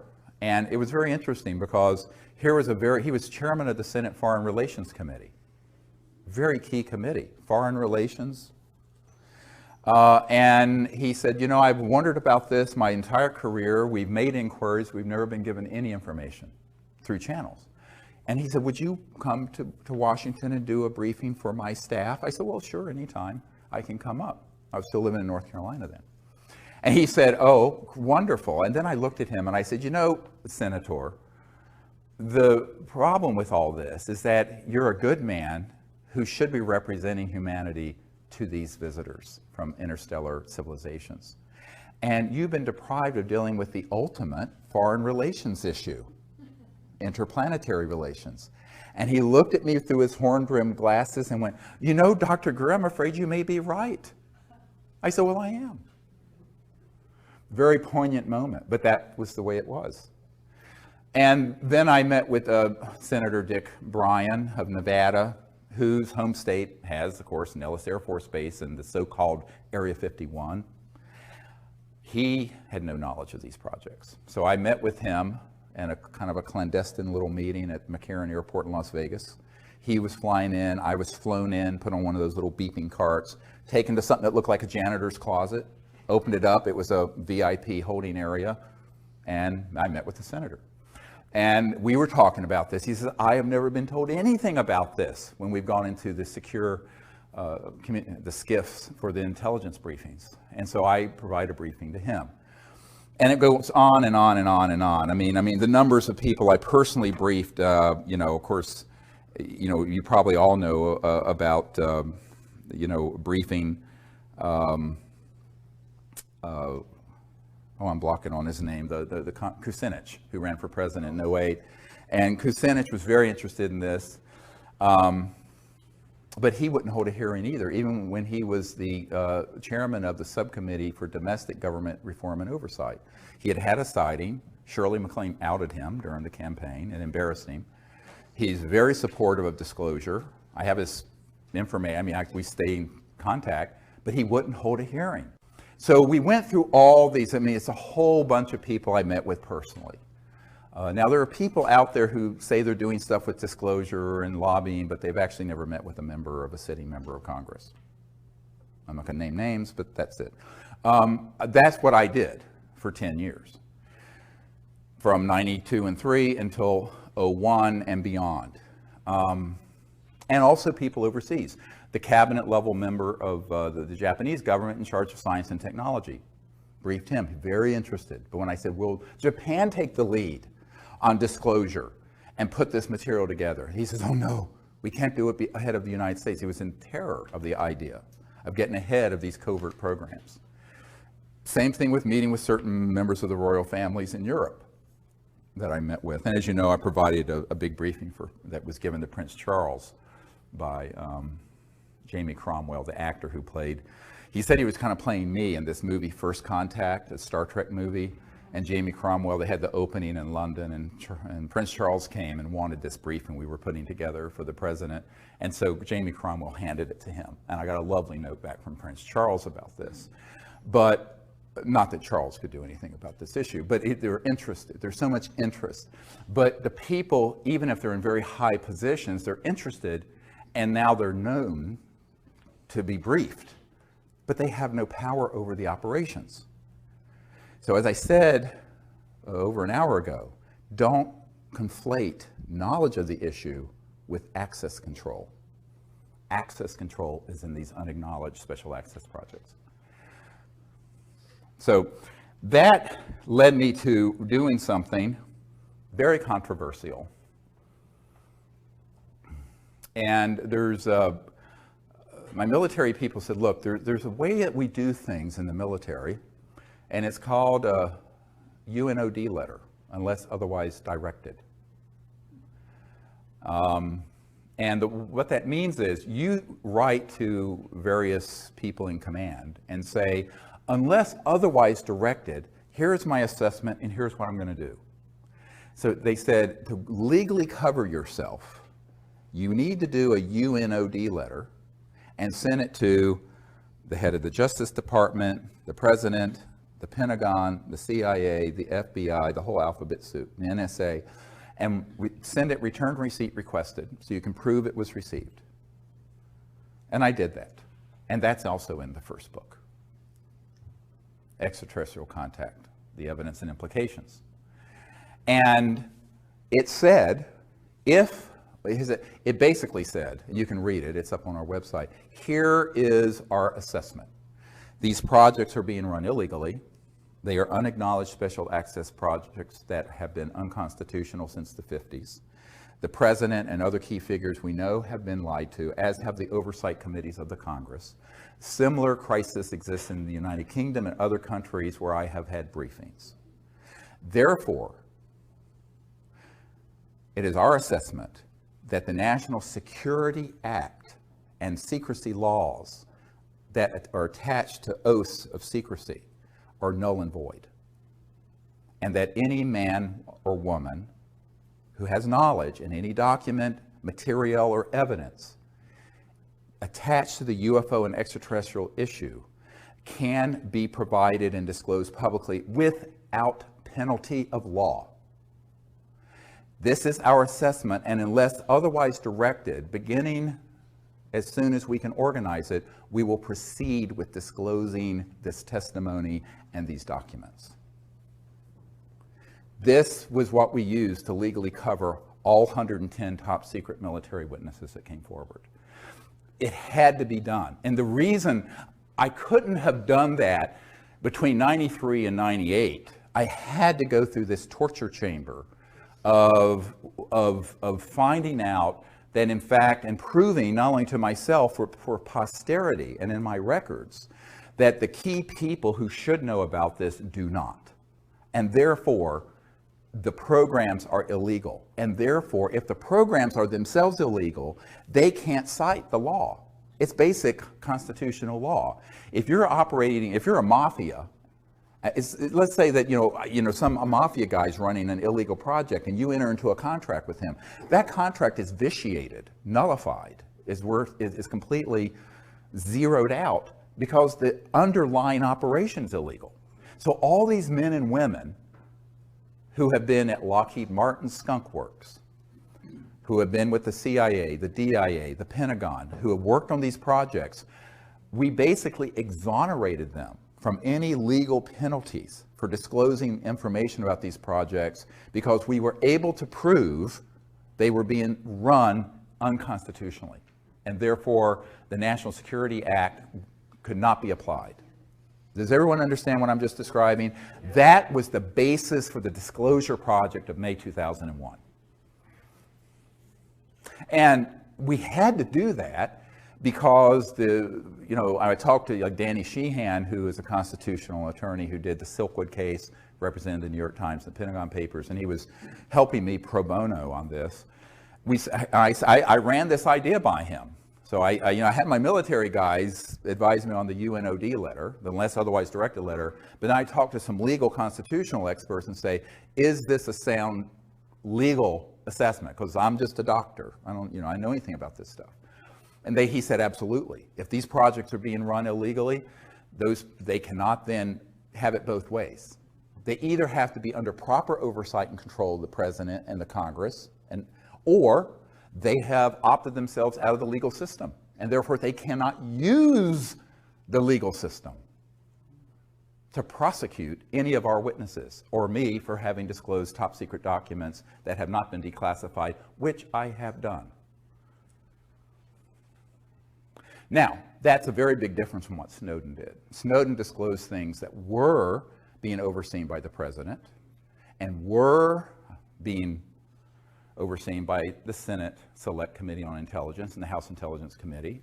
And even some of those, even though those programs are Big Brother-esque and outrageous, he really should have limited his disclosure, if he's listening, to operations that were unacknowledged and illegal. You see, if he had done that, he would not be in legal trouble. Does everybody understand what I'm saying? He just didn't know. He was young, and he had very bad advisors. The journalists and people who were working with him didn't understand the system well. So anyone listening who wants to be a whistleblower, listen to me, contact me before you jump off that plank, because you must only disclose the projects that are USAPs, unacknowledged, and which are unacknowledged to the level that even upon directed inquiry by the key people in the Congress, the Pentagon, the CIA, and the president, they're still lying to them. So those programs then are rogue and illegal. Those you can disclose. And if you can prove that, then you're free sailing. Now, that's what we did. So from 98 until 2000, we gathered together more and more and more of these top secret military people and others. And I went all around the world and interviewed them. There's several dozen of them up on our website at SiriusDisclosure.com, SIRIUS Disclosure.com. Their testimony is a book that we put together called Disclosure. Some of it, I mean, it's so voluminous. To give you an idea, I had 110 hours of testimony that I had to cut down to the 4-hour and 2-hour DVDs that you can get on our website. There's so much material. So it's unbelievable amount of material that that's on digital film. I mean, honestly, I did most of the filming, so it's not professional because I'm a klutz with cameras, but that's all. We didn't have the funding to do this, like a big project. We just did it. It was all, by the way, the Disclosure Project had no paid staff, no office, all volunteers working in our spare time, all of it. So that's how it got done. And it still is how it's happening. So I think that people have to understand that, we did the best we could with what we had. It wasn't like we had a $5 million grant or a $10 million grant to do this. We had a couple $100,000 to travel the world, interview all these people, and launch it at the National Press Club, which became the biggest event in the history of the National Press Club since Ronald Reagan was there. And at the time that we did the May 9th, 2001 event, it was the most watched event in the history of the internet, the entire internet. And the company that hosts the internet broadcasts out of the National Press Club said they had so many people trying to see it, it crashed their system. And that Bill Gates and others were watching this because they had never seen that many people trying to get on to see it. They had to grab every T1 line in Washington at the old system. Now you can handle it, but they couldn't handle it in 2001. And it was all in the media. Eventually, about 800 million people around the world saw it. But then one by one, the media were contacted and told, take this down, take this down, take this down. 4 months later, 9/11 happened. But in the course of all of this, I've learned a lot. But one of the things I've learned is that you cannot expect people in power to bite the hand that feeds them. It's like the old 9 Inch Nails song. Will they bite the hand that feeds them? And the answer is usually not. And the other thing is that the currency that matters is it's not impressive if you're a billionaire. I know a lot of billionaires. It's not impressive if you have a law degree from Harvard. It's not impressive if daddy left you $10 billion. It's not impressive if you're the president of the United States, if you're not willing to do the right things for the people of the world and of the United States and have the courage to do it. Now, that one word, courage, comes from heart, from the French. Do you have the heart and the courage to do it? That's what's been missing. Because for the most part, our politicians and our attorneys, most politicians are lawyers, they come up in a system where it's self-aggrandizing naked ambition. And most people in the corporate world and in the political world are not going to do something that could be an enormously dangerous thing for themselves personally and could ruin their careers by being associated with it. And that's why I concluded by 2000 that the people have to do it. We, the people, have to do that. Now, one of the real other issues that came up recently was, have there been people who, over a period of time, been trying to work this within the system? Yes.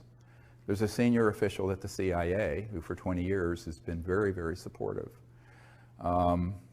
He's part of that group, but he's on the side of disclosure.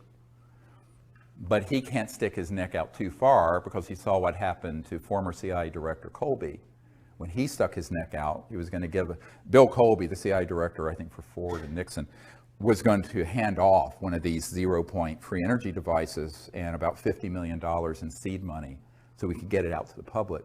And the week he was going to meet with a member of my board, they found him floating down the Potomac River.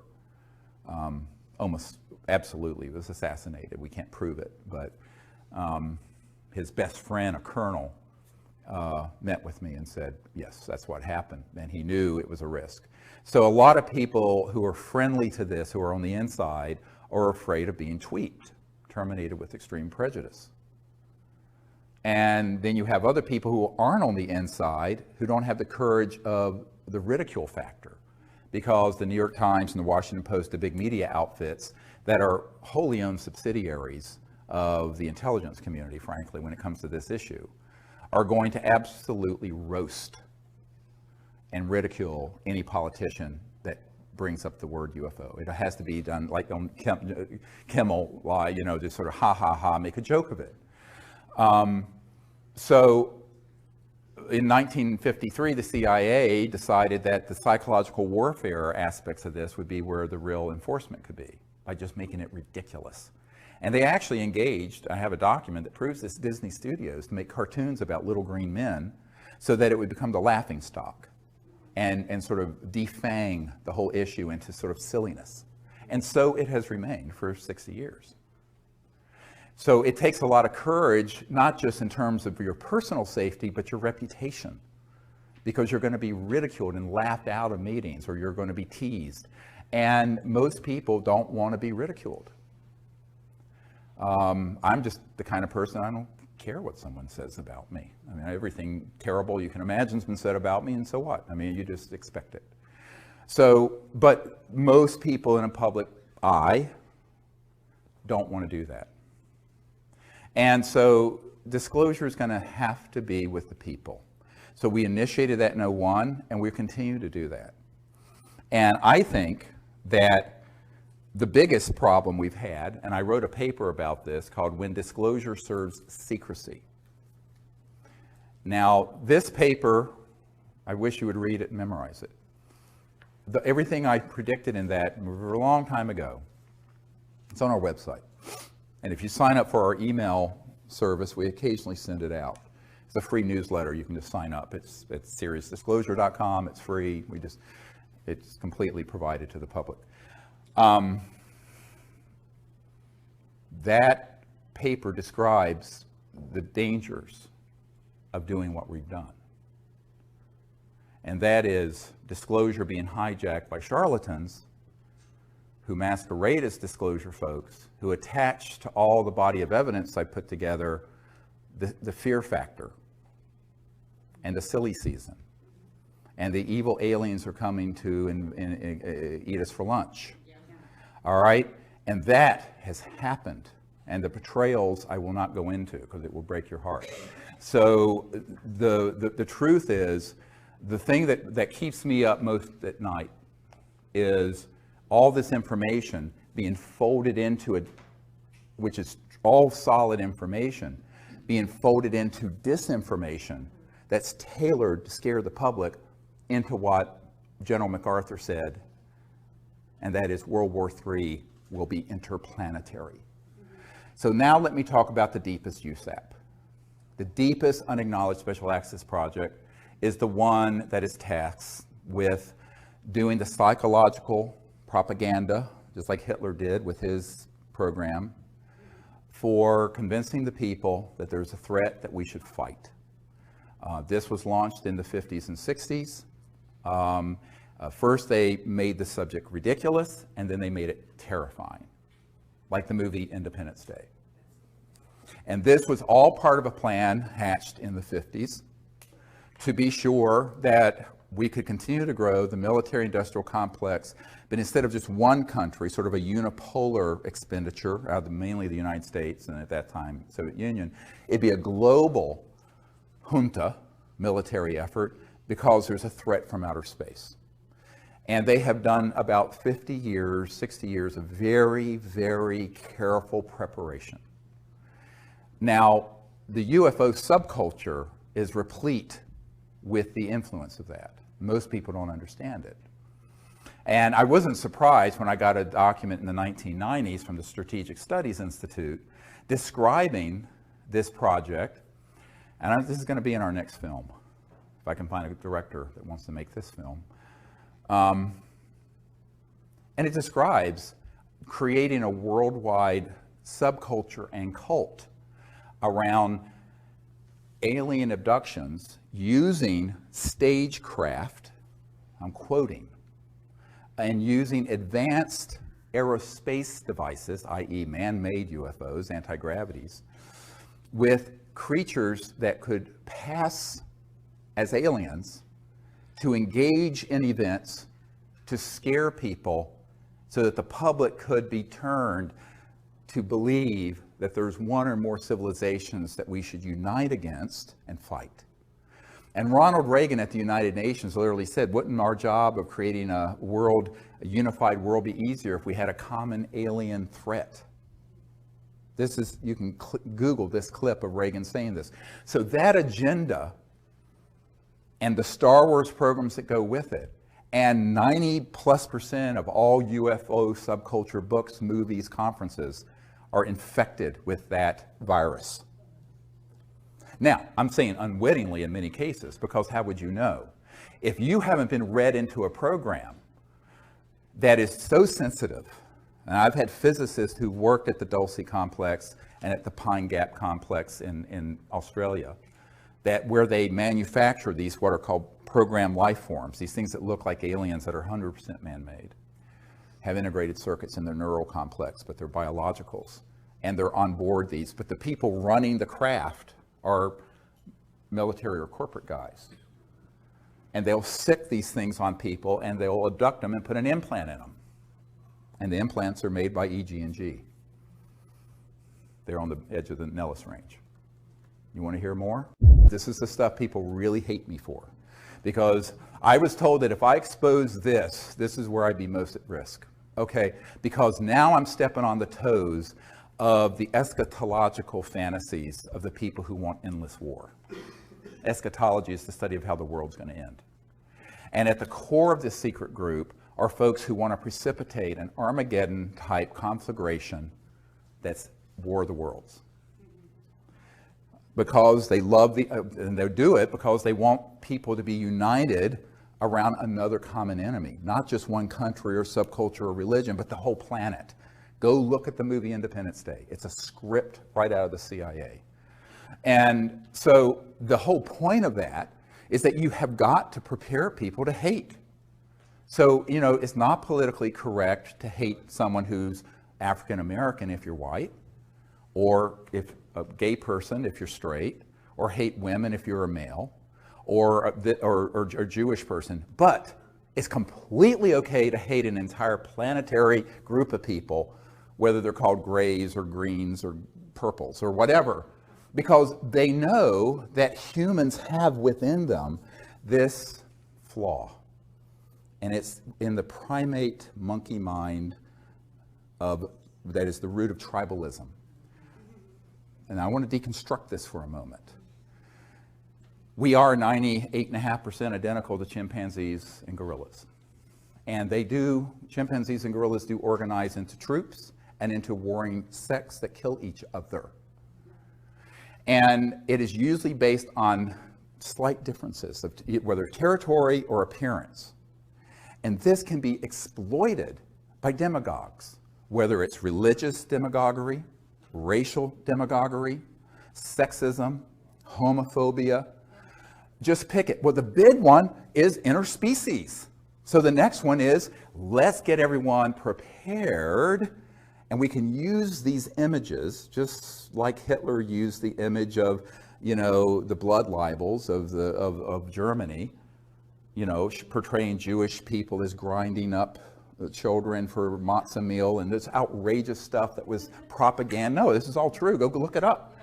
Unfortunately, most people don't know any history, but if you go look up the history of World War II, there was a foundation built for years for the Third Reich. That's what the Fourth Reich is doing, this secret government. And they've done it very well, extremely well. Now, I met with a man who would not come forward, who was on one of these early abduction squads. Now, don't get me wrong, not everyone who's had contact has had a false abduction happen, but the whole thing's been commingled. I've had contact, but it wasn't an abduction. So what I tell people is that if you mix this together and people don't know that there are two distinct things going on, you think they're all the same phenomenon, when they are not.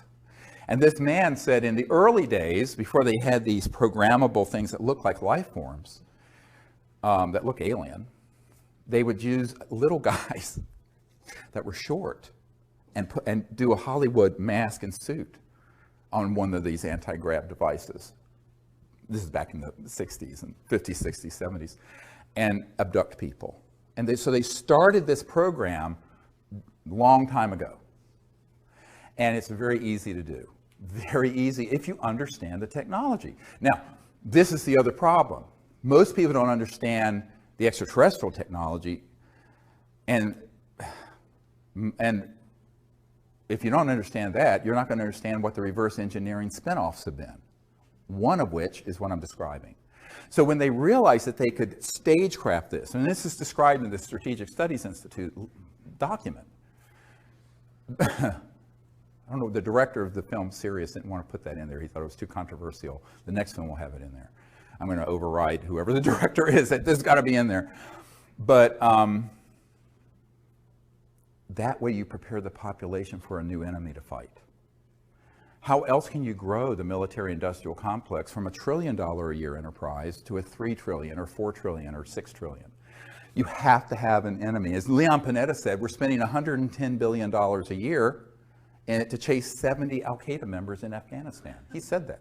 So how do you keep that juggernaut going? You've got to have another and a bigger enemy. So in the meanwhile, they'll concoct and create and keep the fire burning, manipulate the world to keep the fire burning deliberately. And that's what we've seen over the last decade. We go in and break Iraq, and then it creates, it just keeps this fire burning. However, the big surprise that's coming, 1,000 times worse than 9/11, is this false flag operation to stage a threat from outer space. There was a man who came to the congressional briefings in 1997, and he was prepared to open this entire box, Pandora's box of issues, to the members of Congress there. And I will not share his name. I keep a confidence he was going to do it. The night before the congressman came, some intel people came to his room who he had worked with in those projects and begged him not to disclose it. And so he left. He was actually taken that night to a secure facility out in Virginia, and we never saw him again. He left a note under Sherry Adamak's door explaining what happened.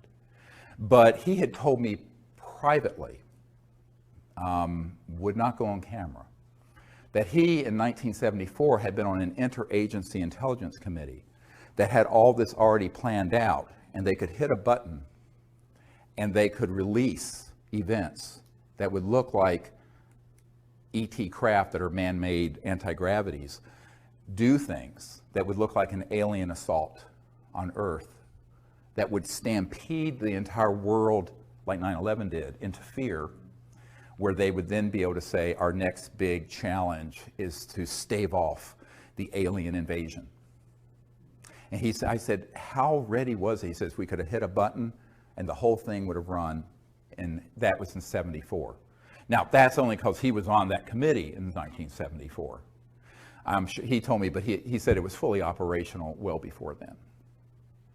So we're getting into some really deep and dark stuff here. Some people are very disturbed when I share this.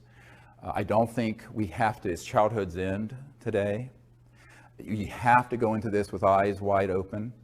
And so one of my real concerns in putting together all the evidence and information I have on this is that then there are other people who are within the UFO subculture who will take the disclosure moniker and fold it into mutilations and abductions and evil aliens and this and that and the other thing. And I warned about this 10 or 15 years ago. And so it has come to pass. And I am very disturbed by it. It's the one thing that makes me want to shut down all my efforts. Because I don't want to hurt human consciousness more than it's already been injured. You know, my whole purpose is to help us get to a point where we become a peaceful planet that becomes interplanetary and interstellar. Not World War III that's interplanetary. But people who are not very nuanced in their thinking, or as Dr. Richard Haynes at NASA used to say, unselective filters, non-selective filters. They just let anything through and are not discerning, will take information and documents and witnesses and people I have and then fold it in to this other disinformation, and they do not have the discernment because they have not been at meetings with people from Pine Gap and Lockheed and the Cube. The Cube is the big underground facility that Lockheed Martin Skunk Works runs up in the high desert near Edwards Air Force Base. It's the state of the art where all these things are done. And at Dulce, which does exist. There's a man on my team who worked at Los Alamos National Labs as an engineer, senior guy who knew a man who got on an underground connector going from Los Alamos to Dulce to work on these projects. Now, if you go to Dulce, there's nothing there because it's accessible only underground. It's accessible from Los Alamos, it's accessible from Nellis, and it's accessible from Edwards, all the way from Edwards, Air Force Base in the high desert of California. But these underground connectors, this is no myth. They do exist, and they're maglev, anti-grav, sort of, but they're underground. And you go in one place, and boom, surface in another. Now, this brings up the question is, it's like the old song from the 70s, Don't Be Fooled Again, or The Who, we won't be fooled again. Will we? And I think that's the problem. Knowledge is the greatest purifier. It says in the Vedic and tradition in the Bhagavad Gita. So knowledge is key. We have to share this information, but we have to do it in a way that presents the full story. And that's what I wanted to do today, is to provide the background of disclosure, but also how fraught it is for being hijacked by people who lack the wisdom, frankly, and the insight to know that they're being played by the intelligence community like a fiddle, and putting out information that can only pollute human consciousness to convince people, yes, the UFOs are real and the ETs are out there, but some of them we need to be afraid of and fight in the next big world war. One person asked me once, how can you prove that all of them aren't hostile? I said, well, you can't prove a negative. It's axiomatic. But I was asked this at Wright-Patterson Air Force Base. Let me tell you a little story that very instructive. So we're there, And there was a colonel there who was in charge of this operation at Wright-Patterson, and Bruce Ashcroft, who was an intelligence officer, although he was posing as a public information officer. He's really Air Force Intel, a suit. And so my military advisor and I, and another man who'd worked for the State Department and who was also a naval intel guy, was with me. And so I went from the Rockefeller Ranch to Wright-Patterson Air Force Base, to this place where all this stuff from Roswell was originally sent. And we had this meeting because it was forced on them by the head of J2, the previous one I briefed, my people briefed, Tom Wilson, Admiral Wilson. And when we got in there, we basically said, we're not here to get information from you because we know what you have here. We've already penetrated what's here. We're here to provide information to you so that you do not interfere with what we're doing with the CE5 contact initiative.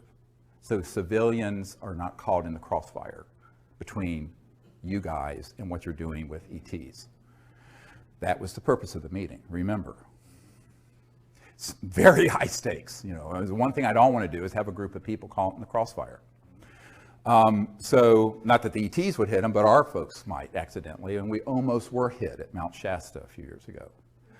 Yeah, I'll tell you this story if you want to hear about it during the question and answer. But during this meeting, the colonel finally, at one point, said, well, how do you know that these intelligences from elsewhere aren't a threat to us?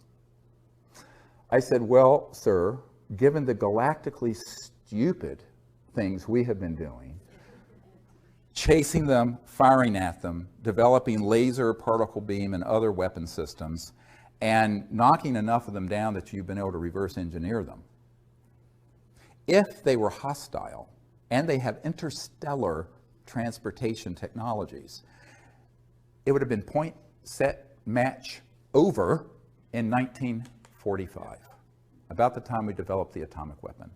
The fact that you and I are having this conversation and breathing the free air of Earth is abundant testimony to the fact that they are non-hostile, even if they may not be pleased with our stupidity. Don't get me wrong, I'm not saying that these civilizations are altogether in thrall with what's going on this planet. Who would be? Take a look around. But if they were overtly hostile, could be over in a nanosecond. Because let me explain to you what the technologies are. Okay, all of you have looked at video games and Star Wars movies and Star Trek and other rubbish. So, okay, wipe your mind clean of all the rubbish that Hollywood puts out. Now let's get into some real science for just a minute. If you're going from one star system to another, I mentioned this earlier, you have the ability to create an electromagnetic field and go post-quantum, what Einstein called the spooky effect, where it's the same particle appears in two places at once, like that. And it has to do with non-locality in physics, the non-local cosmos, and other dimensions. But the power associated with that under a controlled circumstance is almost infinite. And if you were to take that knowledge and weaponize it, you could take a planet, target it, turn it into a pink mist floating through space instantly. It would not be a bunch of little laser guns going like this, like you're playing, So if these civilizations have gotten here, by definition, they're interstellar. And if they're interstellar, they're transdimensional. And if they're transdimensional, they have technologies that would make our hydrogen bombs look like a Tinker toy. All right? And yet here we sit, notwithstanding the fact that we have been using electromagnetic weapon systems to target them and knock them down since 1947. The Roswell crash was a targeted electromagnetic switch that knocked two craft down.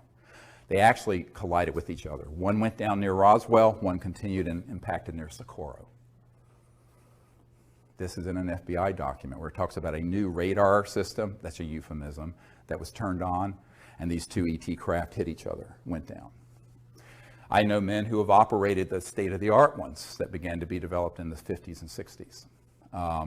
and now we're 60, 70 years into what are called scalar or longitudinal electromagnetic systems, which are sort of electromagnetic pulses that instead of having a wave like this, are point radiation. So they're multiples of the speed of light. And this scalar technology has been worked on for the better part of 100 years in some circles, but certainly intensely for 70. So we have used those systems to track and target ET craft since the 40s. So if they were in fact so hostile, we would have known about it massively. Now, it isn't to say that they may have interests that run counter to the dominant paradigm on Earth. But what's the dominant paradigm on Earth? War. The dominant industry of the world, the number one largest, is war making. And still is in 2015, when we should have had world peace 100 years ago with the League of Nations. So this is a big question. And so they may be viewing us a bit jaundicedly and cautiously. And as one British intelligence officer told me, when we detonated the first atomic bomb, a big red flag went over this planet, and it was like kicking a hornet's nest. They became very concerned that we were reaching very advanced technologies and science that was instantly being weaponized and being used against one another. And that meant that we became an existential threat to ourselves, and in time, we, humans, could be an existential threat to other worlds. So that's part of the concern, and it's justified concern, because humans don't have a great track record. Now, this is only because the good people of the world, I mean, most people on the planet are not wanting to blow the planet up. I lived in the Middle East for 3 years. Most people, Arab, Israeli, Christian, Jewish, Muslim, they just wanted to educate their kids. And I mean, if you get 10% of sociopaths who want to create trouble, your society's a wreck. And that's what we're dealing with. The good people have allowed the 10% or 5% of sociopaths and psychopaths to run amok, which is what happened with Hitler in Germany. So the good people have to find their courage. And that's our job, your job, my job. So I view this as something all of us have to do. It isn't, don't look to the President of the United States, as John Podesta said. And by the way, a little footnote on that, you know, people think his interest in this was recent. It wasn't. After we did the National Press Club event in 2001, he publicly came out in favor of disclosure. This is the senior advisor to the President Obama. And also, he was chief of staff for a number of years, 4 or 5 years, for Bill Clinton, during which time we were doing all this with this Project Starlight, which has been misnamed the Rockefeller Initiative. It wasn't Rockefeller's initiative, it was Project Starlight's initiative, frankly. So, but Podesta was always aware that, in a sense, what Truman and then Clinton said about the White House is that it's the crown jewel in the federal penitentiary system. That once someone is in that system, they're so in a box. And when he left the Obama administration recently, he tweeted out, which became this big uproar, about how one of his regrets was not being able to effect UFO disclosure.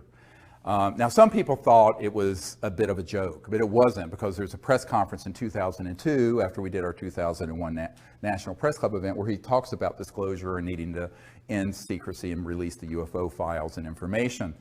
But his interest goes back to the Clinton era, before, because he was chief of staff for Clinton when we were doing all this work, prior to what the public knows as the Disclosure Project. Does that make sense? So he was also the POC, the point of contact, for Obama and for the briefing that's here that I provided after Obama was elected.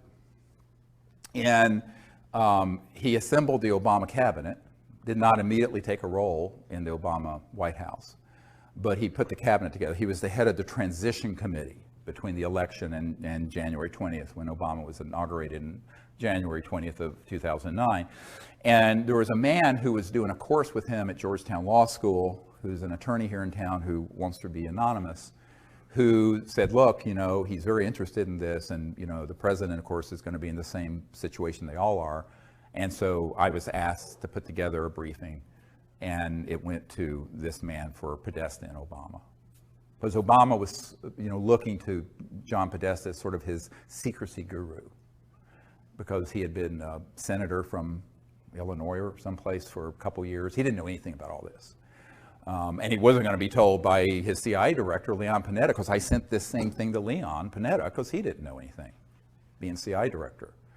So that's kind of my role, is to be the bridge between this unacknowledged world and that world when I'm asked to do it.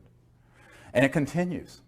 So last year, I was, about a year and a half ago, I was in Australia on an island with 120 world leaders. I was asked, the year before that, it was the Director of National Intelligence, who had just retired, who briefed them. And 2 years before, it was Bill and Hillary Clinton. That year, it was my turn in 2013, and I presented all this material to all these people in the world. So I continue to do this, and then my wife and I will send out packages of disclosure stuff to colonels and people in Switzerland and people at Davos, and it's this whole networking thing. By the way, that's where your tuition is going, because these things are very expensive to do, and we have no funding and no staff. Emily and I, just with some volunteers, do all this. Now, one of the things that you have to understand about these leaders in the world is that most of them are just agog when they hear about it. They go, oh, well, I'm Minister of Defense of Australia or whatever, and I've never heard of any of this going on at Pine Gap. And they're not lying. I said, well, no, you wouldn't. So it's sort of an unenviable thing to have to do, because I'm really the deliverer of very bad news. To have to show it to someone that powerful and say, by the way, here's what you don't know that you're being lied to about. But so we continue to do that. But the big action, and that's sort of a service to people in government, because I view the good people, and there are good people in government, as victims of this secrecy, just like we are. Where they failed is in their constitutional duty to take on that machine. And that's where the courage comes in. And I think that's why we're going to have to view ourselves as the leadership, all of us in this room and the people out in the public who support disclosure. And the next wave of disclosure are going to be two things we're going to talk about after our break in a moment. One is a mass defection program. What am I talking about? We've got to network, tell everyone we know, and find another wave of people who are currently deeply involved in these covert programs who will approach me, and we will massively defect at once. Because even when I'm sitting on, there's probably 10 or 15% that's out in the public domain. Some people I've interviewed have asked me not to release it till they're dead. Fantastic. Okay, so that's the next phase. The other is mass contact. We have got to create teams all over the world that are skilled in the art of the CE5, Close Encounters of Fifth Kind protocols, who go out on a regular basis and create in consciousness, but also in action, the ability for mass contact to happen that's peaceful before this false flag creates the overlay. So it's a race. We're a race against the clock. And so that's how it has to happen. And that's something that you don't have to sit on your hands waiting for the president to do, or for that matter, me to do. That's something all of us can do. Yeah, and people who've done the CE5 initiative, even using the app, we get reports every day on our website of amazing contact and things that they've had. So if more and more people start doing that, the ETs are going to get the message that not everyone on planet Earth is sleepwalking.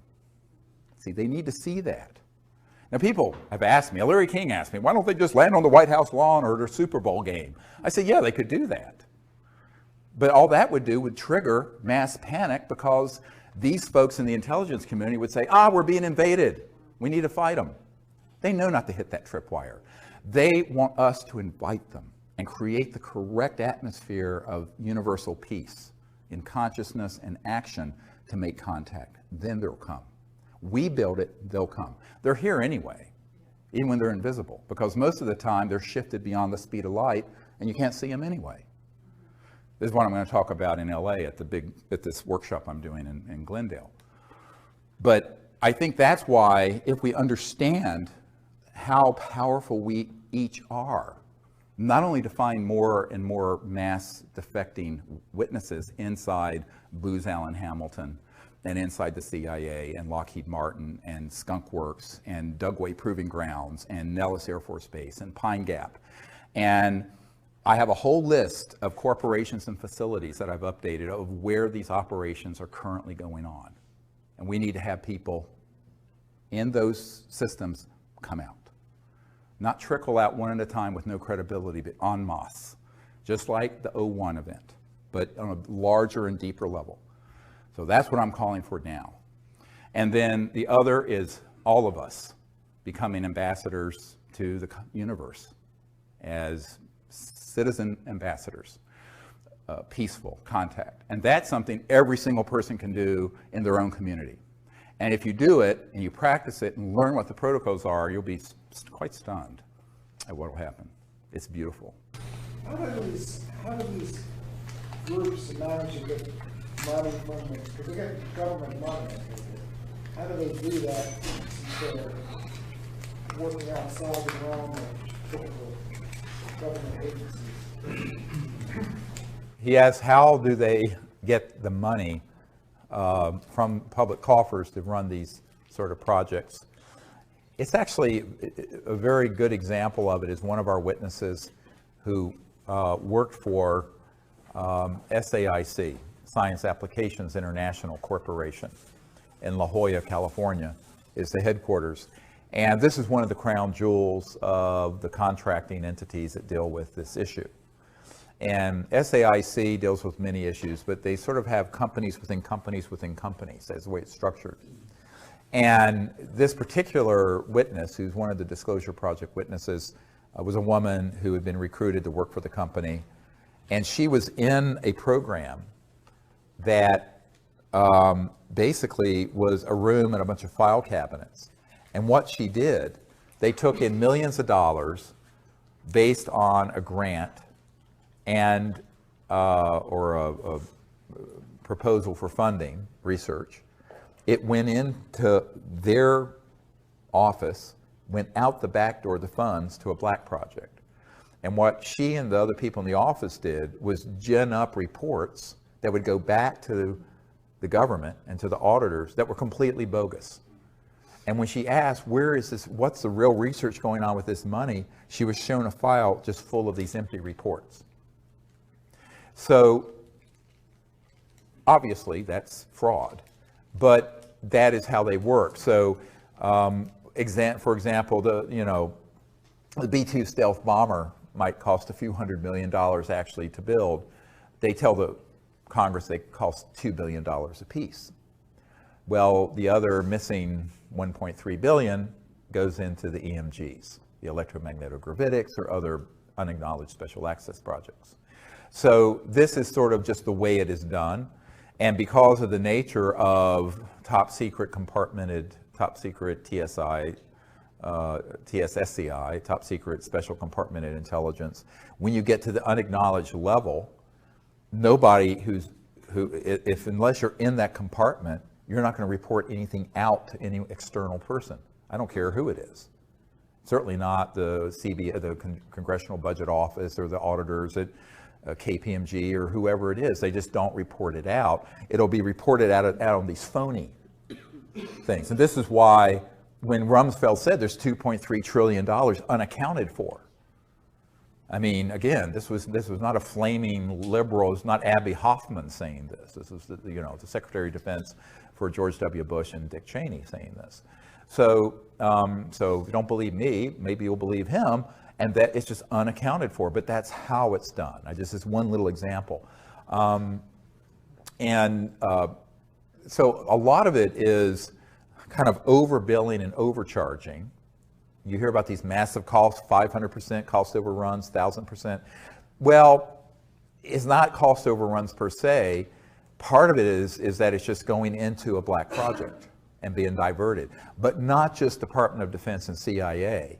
I have people who worked with the first Bush presidency, Bush Sr., who said that they were pulling money out of HUD, Housing and Urban Development, and other agencies, that would be things that were inflated prices that would then be siphoned off into black projects. And that is done routinely. And so now there's another way of doing it.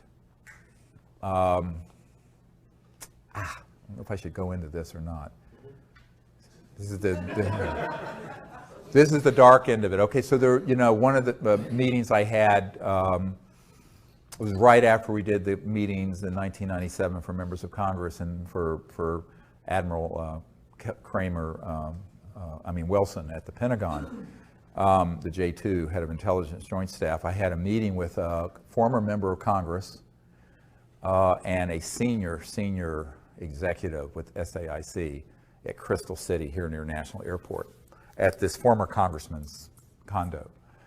And this congressman had been for many years sort of a consigliere to George Bush Sr. And he said, "Do you understand how dangerous this group is?" I said, "Yes." He says, "But do you understand where a lot of their funding comes from?" I said, "I have a very good idea. Where are you going with this?" And the SAIC executive had recently retired and moved out of the country to France. And both these people asked me not to disclose their names, but this is put me under sodium pentothal. I'm telling you the truth here. They said, "Well, we use these anti-grav devices, and they launch wee hours of the night from various places, and they move billions, hundreds of billions of dollars worth of clandestine drugs and armaments around the world."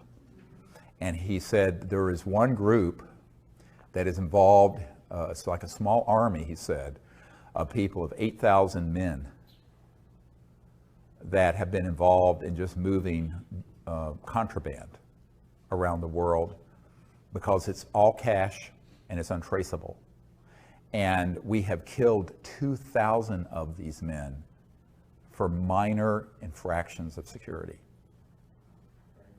Okay, this is not a conspiracy theory. These were two principals with firsthand knowledge of it, warning me of what this group is really into.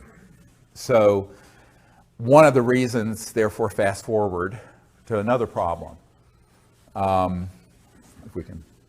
If the drug war has been created so that by making it illegal, it not only keeps it criminalized, but it creates a domain where so these super black illegal operations can kind of pluck the low-hanging fruit and have a very large, I'm talking hundreds of billions of dollars of funding by being kind of integrated with these criminal enterprises.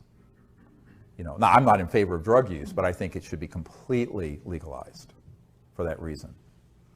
And that would just suck all, it won't be.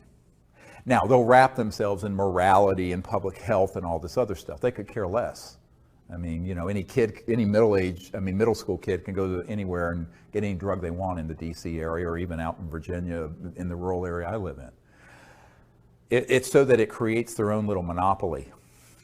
And it does. And this is not a conspiracy theory, because I have met with the principals who were involved in those operations. So that's another source of funding. Now, there's another source of funding. So we have the black budget of the United States government, 200 billion a year. You have this clandestine and very dark criminal enterprise running drugs and armaments. And then you have another source, and that is, I call them the corporate spinoffs. Pieces of junk like this. The technologies at Murray Hill facility, AT&T in the early days, Bell Labs, Lockheed, there's a lot of technologies that have been spun out of, as Colonel Corso said in The Day After Roswell, that were studied that have made their way into the public by studying extraterrestrial materiel that have come from our downing of these spacecraft. those end up going first into these unacknowledged projects, but then they get moved into their corporate partners and then get monetized as a product. Fiber optic, integrated circuits, computerization, miniaturization, special material sciences, a lot, night vision technology. A lot of these things came out of those classified projects that were studying ET technologies. Now, what they've held back are the energy generation and propulsion systems, but they have monetized and become enormously wealthy through these others that have been monetized. Now, we, the taxpayers, have paid for that research, but it ends up getting a patent and gets spun out as, look what we invented.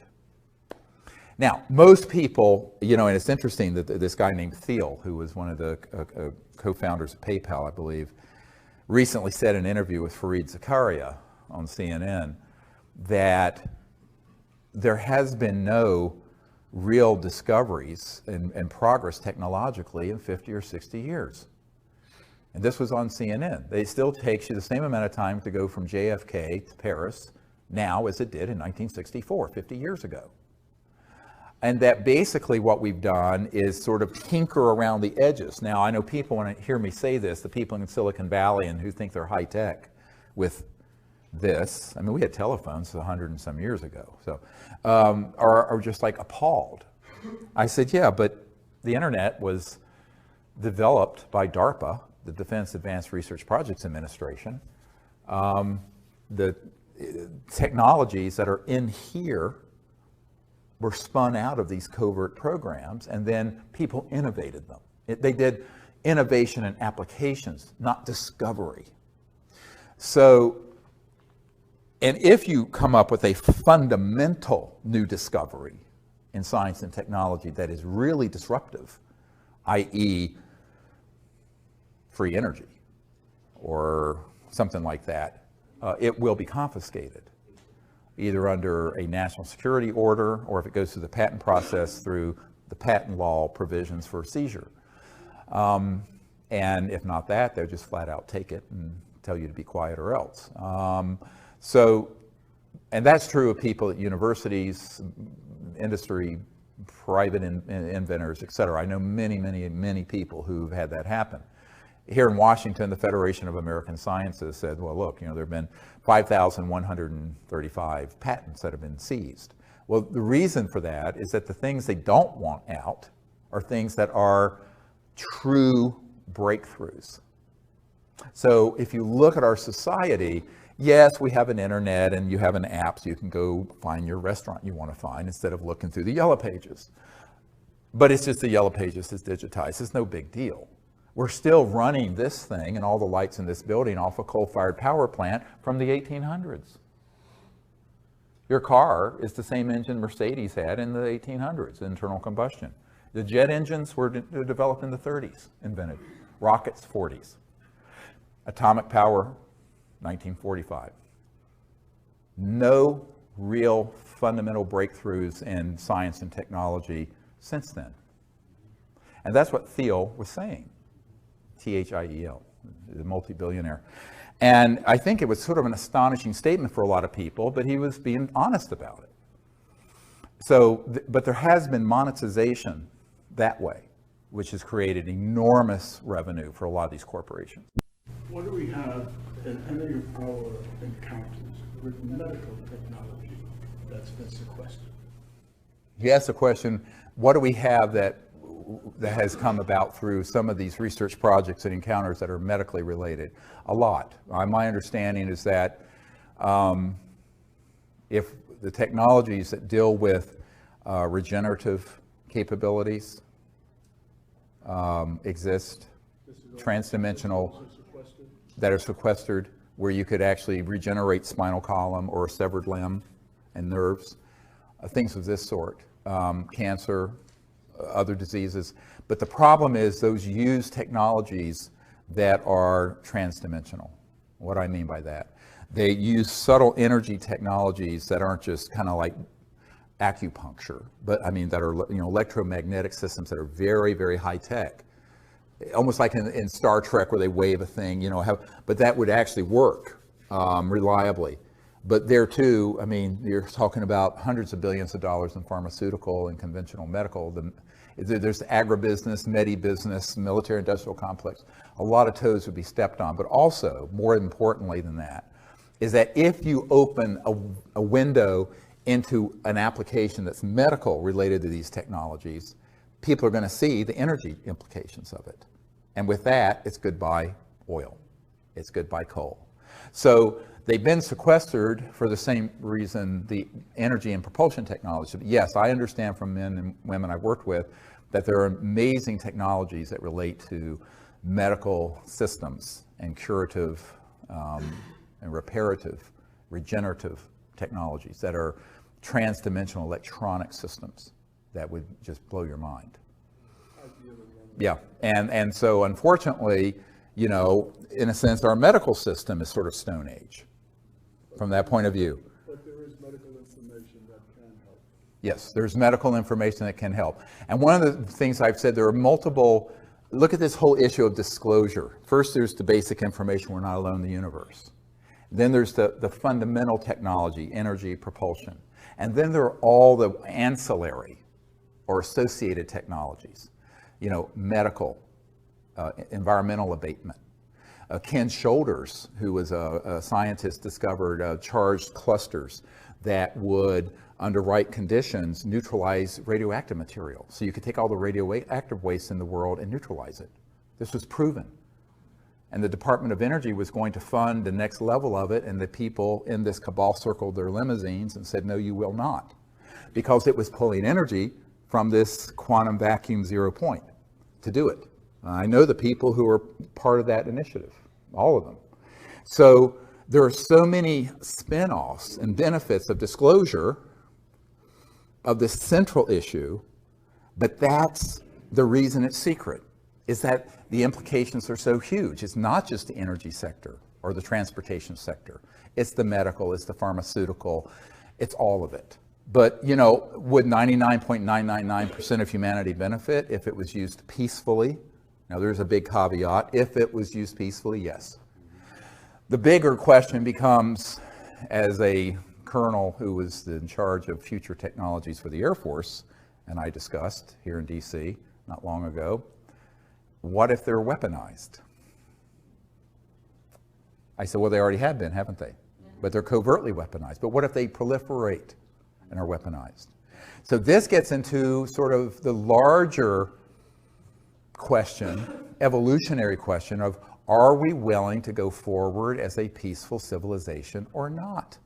Because we are at a crossroads where if we don't go forward peacefully, we won't go forward at all. And it's not world peace, it's universal peace. It's interplanetary. So one path leads to, it's like the Hopi line or the Hopi prophecy rock. One line leads to termination and the other one leads forever out into the future, into the stars. We are the last generation to make that decision. We don't have another 100 years. So that's why this is so critical. It's why I left my medical career to work on this, because I came to realize, once I realized what was behind the secrecy, why it's so secret, that it really doesn't matter. I mean, yes, I can save one life at a time in the ER, or maybe 3 or 4 when I'm really busy, but I used to have to run multiple code blues. Code blues when your heart stops. But now we have the responsibility of the earth and all of her children for the next thousands of years in the balance, hanging in the balance. So humans have been trying to make this transition for a very, very long time, and it keeps getting thwarted by, let's say, call it special interests, people who are hell-bent on maintaining the status quo of the financial system, the political system, whatever it is. But there has to be let's say, a nonviolent revolution that has to take place. I'm not a violent person, but I don't think you let these the sociopaths who have another agenda to continue to call the shots as they have for the last 100 years. We have to have the good people step forward. Most people, though, who are nice are too nice. And one thing that I found very early on in 1992, when the head of Army intelligence threatened me, I said, basically, screw you and the horse you rode in on. You get in my way, you'll be in Leavenworth Federal Penitentiary for the rest of your life, because I've got witnesses and documents that involve you in covert illegal projects back when you were a young officer. And he went, oh. I said, you want to get on the dance floor? Come on. Yeah, I've got a lot of stuff that, but that's, so that's ugly, perhaps, but you're not going to threaten me and get away with it. But I think that most people, here's one of the problems, is that people are either too nice or they don't have the courage. Like so many of the technologies that I know are held by people who are out there that we've met with, who could bring out these technologies, the first time someone comes up to them and goes, boo, they put their tail between their legs and they run. They're not willing to take the risk. Now, you have to be willing to take the risk, including losing your life, or you can't go anywhere with something like this. Or if they know they can put you on the run with the least little threat of defaming you or threatening you or what have you, they know they've got you, because that's what's going to happen. So the currency the only currency that matters, you have to know about this, you have to have the vision of what to do, there has to be a certain fund of knowledge and intellect, is why I'm sharing. But when push comes to shove, how much courage do you have? And that's true of these medical technologies, it's true of the basic energy technologies, and it's true of the state of the world. So we have to find our hearts, we have to find our ability to come together so that the good people of the earth prevail over these sociopathic folks who have a eschatological agenda, who love, sort of endless war and have the sort of the crescendo happen with some sort of bizarre, Armageddon type thing. Now, of course, if they keep fooling around, they may get their wishes, because the earth isn't going to be able to endure 7 billion people living like we do indefinitely. I mean, we have both polar ice caps melting, and the equilibrium of the earth is becoming, including the magnetic field, increasingly unstable. So this instability is going to increase and not decrease if we stay on the path we're on. It's like the old saying, unless we change directions, we're likely to end up where we're going. Yeah, regarding disclosure, the issues of free energy technology and such, is this the proper picture? It seems that the direction really of disclosure, looking down the road, is one of greater consciousness. Is that true? Right. Right. So that's what you're really looking for. Well, yeah, he's asking, is the big picture about disclosure is greater consciousness. It's not just greater, it's the correct consciousness that can support a peaceful application of this. And also a new way of, as Einstein said, no problem is ever solved by the consciousness that created it. And the problem of endless war and the problem of taking every advance of technology and turn it into a new type of club to hit someone in the head with, this is a big problem. And as this colonel in the Air Force pointed out, these technologies would enable someone in another country to deliver a payload in less than a second from the Middle East to Washington. Think about it. Okay, so all technologies can be weaponized. Now, in covert programs, they already have been. But so on the one hand, we have to acknowledge that there's this secrecy. It needs to be overseen properly. But the disclosure is when the work begins. When this information is fully out there, including the technologies beginning to come out, we're going to have to completely change the way the world thinks and works. Now, it's going to have to be a world of collective security, where if there's anyone, anywhere on the face of the earth, that weaponizes and tries to use these technologies for harm, they are stopped by all means necessary. And I mean all means necessary. Could we do it? Yes. Now, do we already have the means to monitor and enforce that? Yes. Why haven't we? Because they want to subvert world peace by keeping endless war going. Because war, for the recorded history of the human race, has been the central organizing principle of every city, state, and nation. And they don't know what to do. How do you organize people if all of a sudden there's world peace? So, an interplanetary peace. So, I always point out, we don't want to have a unified, peaceful world in order to have interplanetary war. Now, this is the going backwards a big step, not forward. So, but that is the biggest jump in human consciousness we've ever seen. And it is a spiritual and social, psychological issue more deeply than it is a technological or information one. Absolutely, 100%. Yes, sir. There's so many people now worldwide working on zero-point energy. It almost feels like the genie's out of the bottle, and the forces of be cannot possibly contain all of them. What is your view? Are any of them close? Yes, so there's so many people working on zero-point and similar approaches, and the genie's getting out of the bottle. Can they contain all of them? And is anyone close? Yes, they can contain them. And yes, there are people close. In fact, there are people who have them. Let me give you one example. We believe there's a fellow named Rossi in Italy who has a device that generates apparently over unity excess energy and heat. Although no one knows the mechanism of action, he's keeping it a trade secret. Very big and probably fatal error.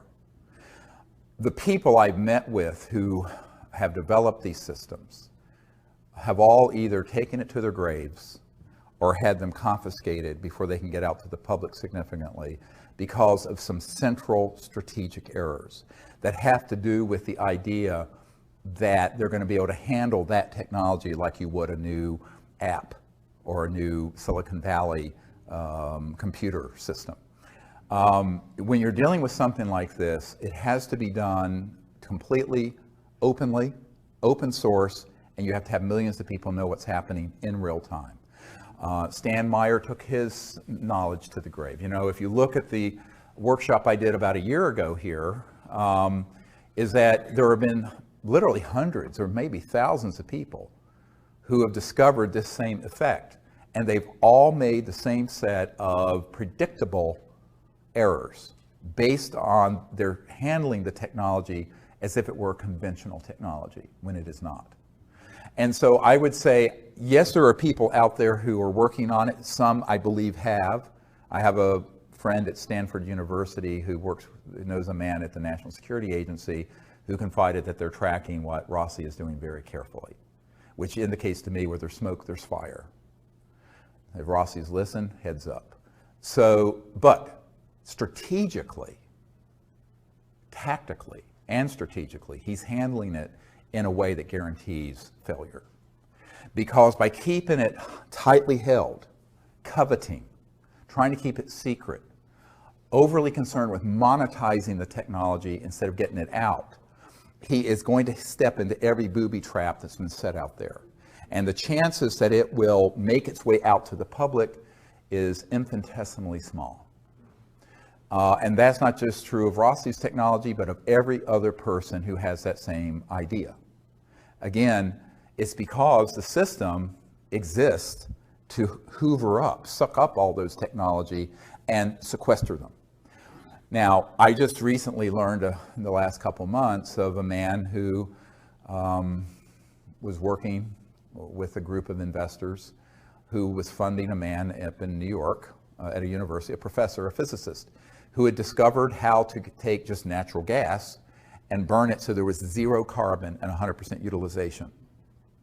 That technology was going through the second round of funding and was bought out by a division of the Army and black shelved. This is fairly recent. There was another technology he was working on dealing with batteries. And as you know, like Tesla Motors has like 900 pounds of lithium batteries in that car. It's a very inefficient system.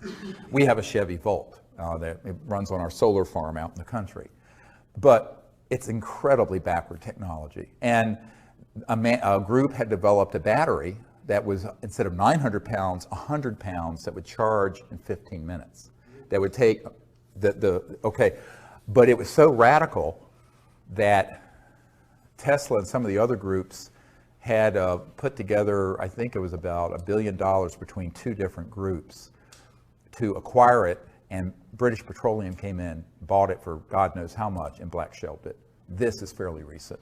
So these are not conspiracy theories. This happens every day. So if you have a technology and you go the conventional investor route, funding route, patent route, intellectual property route, it's DOA, dead on arrival. Now we've seen this over and over again, going all the way back 100 years. So, you know, the definition of insanity is doing the same thing over and over again, expecting a different result. All right? So what I want to say to these technologists and inventors is that don't keep making the same mistake. But ultimately, the money factor and the greed factor and the power factor, people wanting power and money and da-da-da, they really think they can just like be like the next Facebook guy or the next, you know, Standard Oil, Rockefeller family. That thinking is what ends up being their Achilles heel, because ultimately it ain't going to work that way, and someone's going to have more money and power than the next person has, and they're going to buy it out, or it's going to get sequestered through a national security order. So the only way to do it that I can see is to do it openly, transparently, in real time. Every step of your development is uploaded to the internet, which is my proposal for the energy research and development program we want to do. Well, we don't have the funding to put that together. But if I were just to be put on the advisory board for these new energy researchers, I would say that's the first thing you have to do. The problem is many of them are trying to get funding from people who want to be able to get a return on their investment.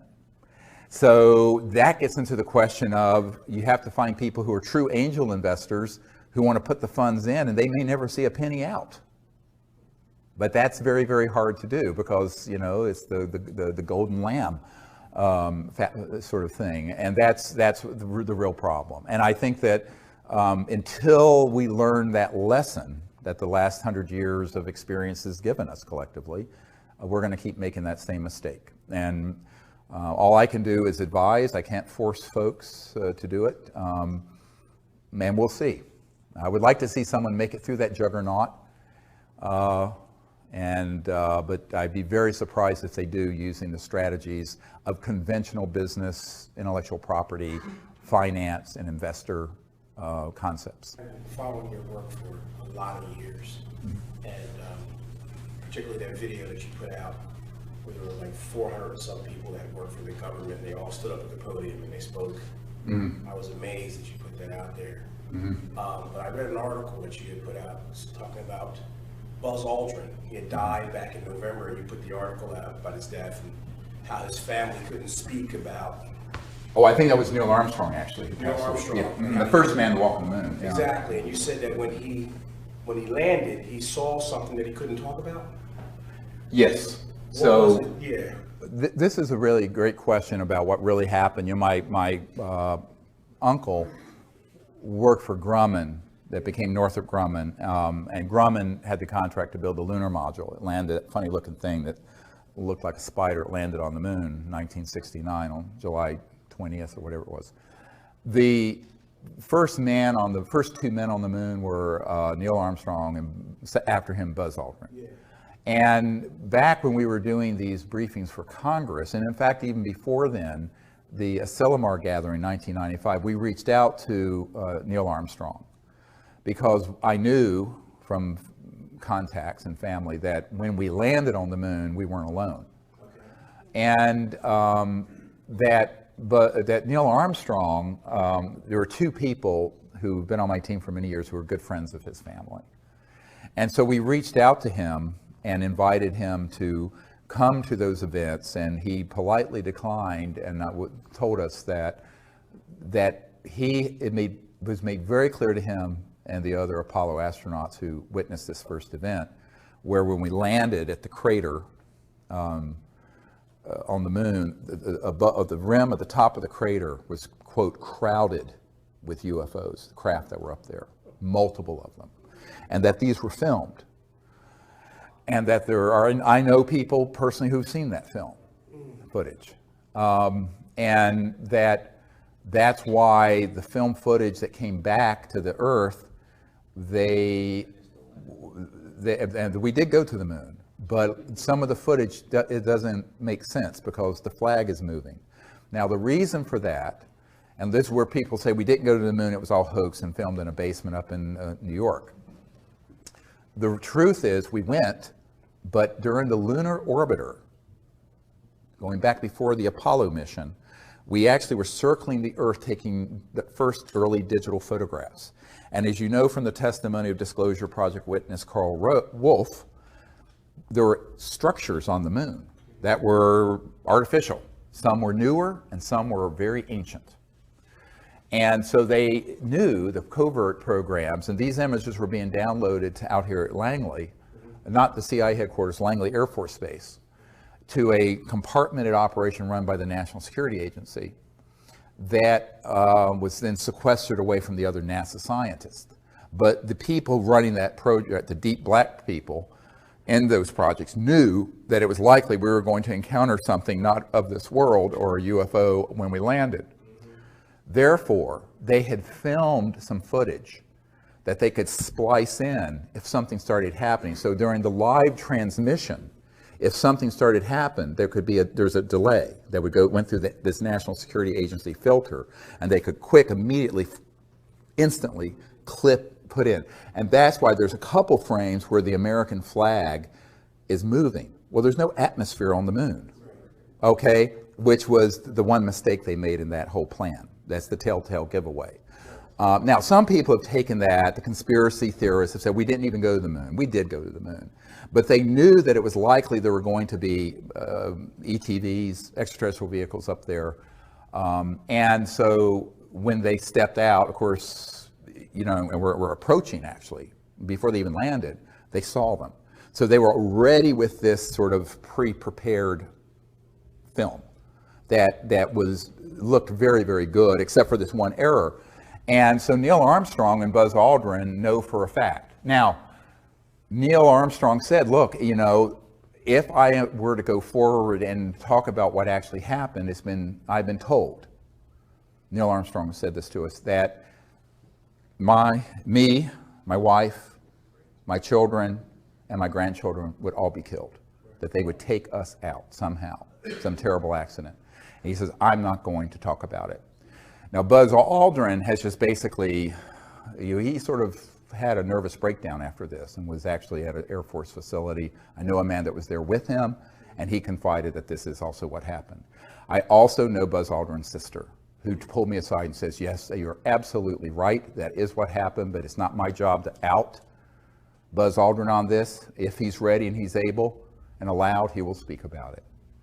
But you have to understand enormous pressure was put on these men never to speak about what actually happened. Can we speculate on whether those ships came from here or from there? And this is the follow-on question, were those ships that were around the moon at that time in 1969 extraterrestrial or man-made reproduction vehicles using anti-gravity? I don't know. It could have been either. But I think probably they weren't ours, only because those folks would not have wanted to risk exposing that they were there with cameras rolling.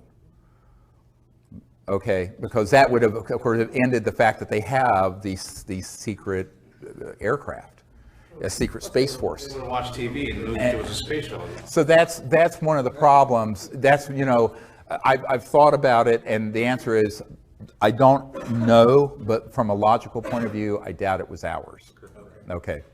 Now, you know, one of the things that Neil Armstrong was overheard saying, and this was reported in Timothy Good's book, Above Top Secret, is that Neil Armstrong stated that we were essentially warned off the moon. That in other words, these civilizations did not want us going to other moons or planets to colonize them with the consciousness of nationalism and the Cold War. Because remember, the Apollo project was really a proxy for the Cold War. The United States was in a complete panic when Sputnik overtook our space program, the Soviets. And so the race to the moon was part of and always was part of the military competition between two huge superpowers, the old Soviet Union and the United States of America.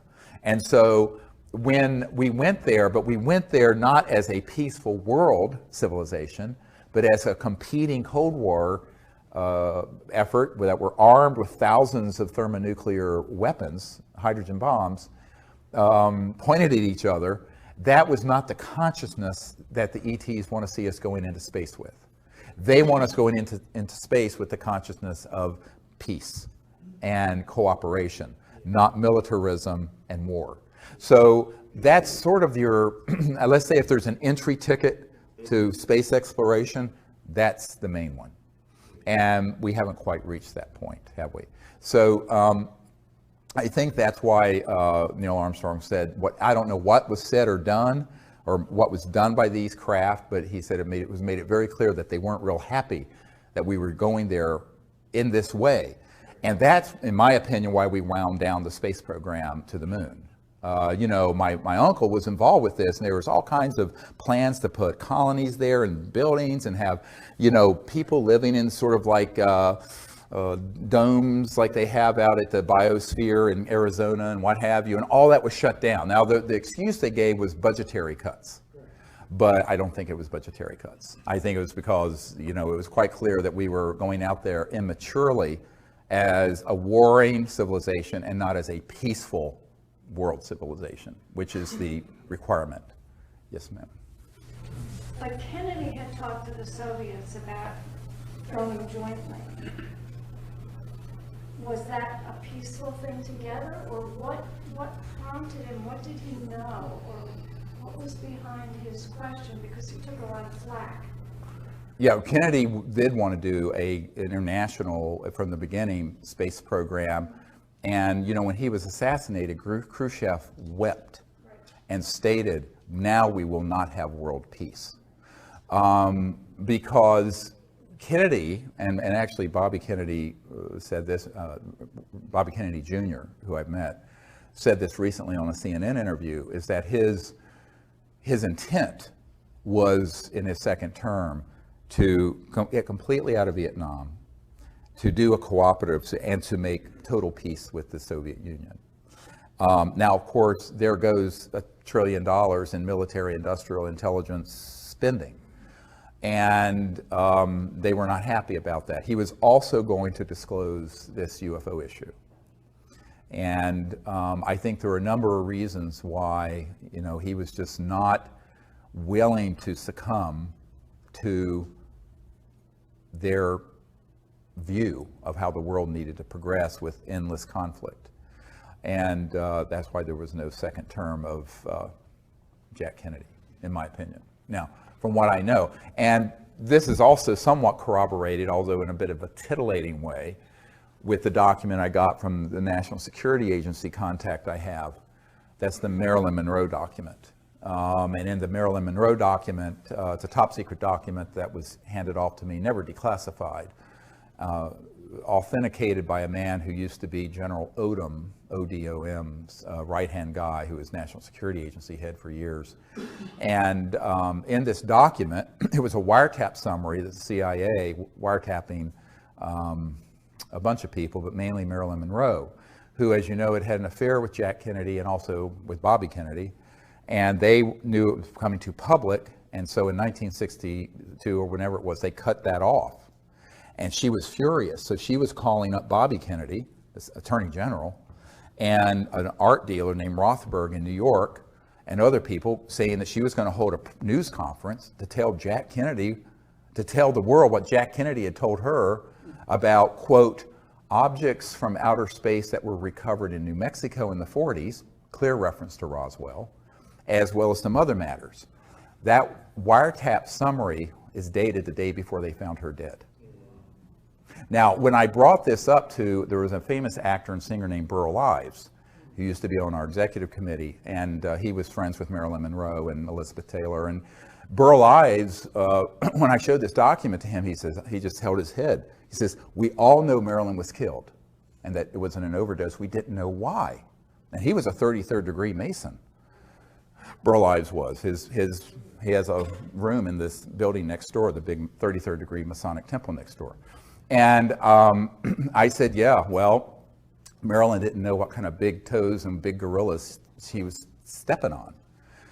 But of course, the whole world would have covered that press conference. It would have been sensational. And so Marilyn Monroe almost certainly was assassinated because she was going way too far off the reservation.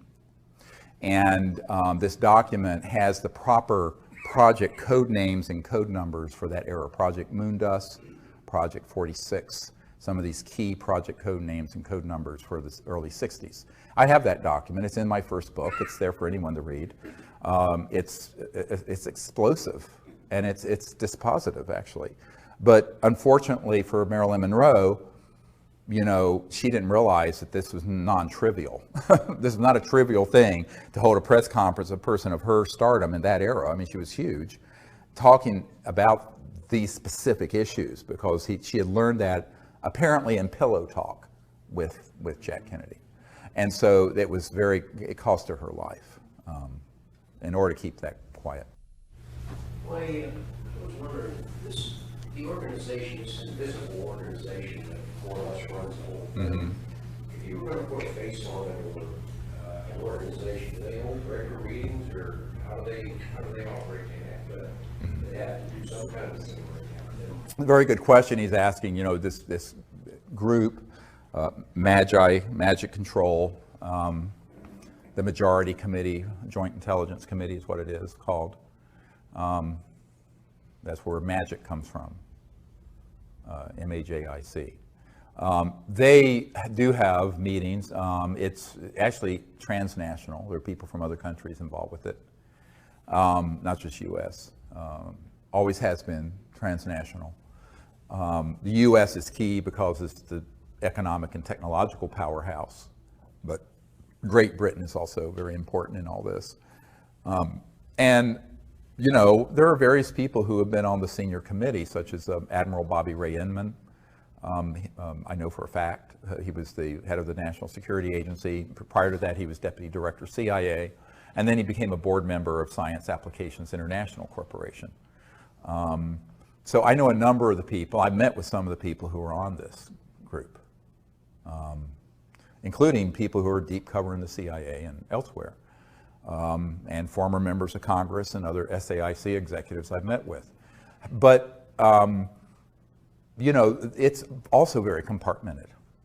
So in other words, you may have 200 or 300 people in this group that are the sort of committee, but even within that, it's a pyramid, and there's compartments within it. Not all of them know everything going on. It's not like it's an all-access pass. And some have gone rogue, splintered off and kind of gone rogue, even within the rogue. Rogues of the rogue, if you get my drift, which is why it's so dangerous.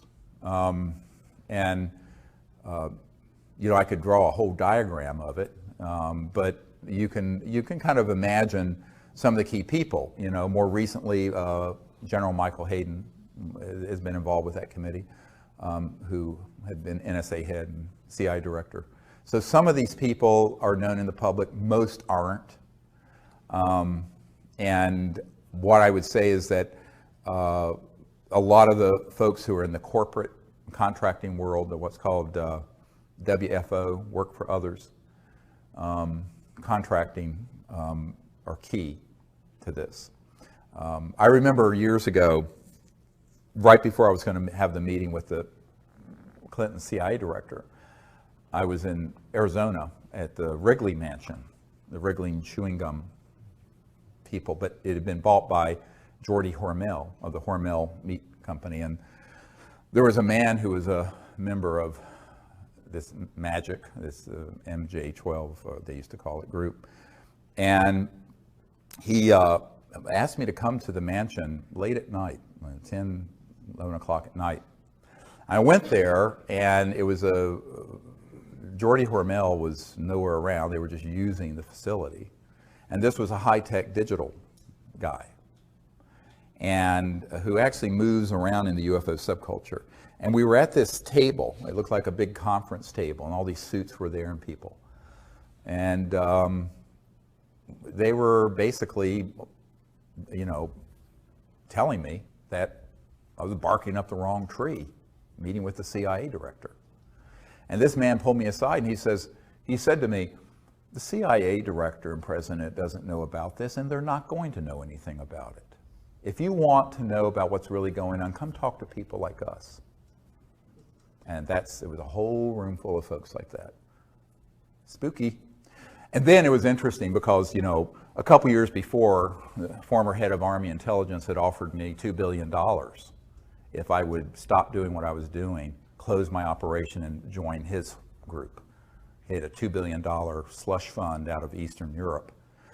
And I said, no, thank you. And that was when $1 billion was a lot of money. And when I refused, and he went to my wife, tried to convince my wife that I should do this. But this was 2 years later, and this guy said, you know what? This is how they operate. We checked you out. You're a doctor. You have really good credit. Take out all the credit cards you want, and you can run all your operations, max them out each month. Because my group, we run the supercomputers that back up the global financial system, and we'll just zero them out every month.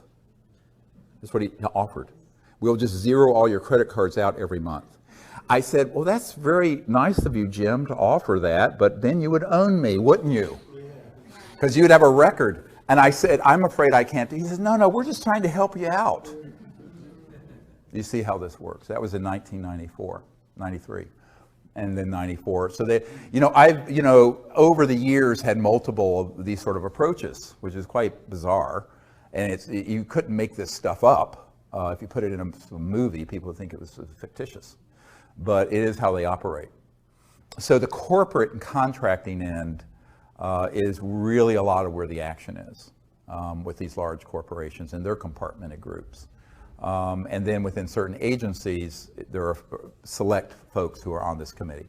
So it's not all one thing, but they do have meetings, and it's evolved over the years. My understanding, I was told this some years ago, that about 70% of that group favors what I'm proposing.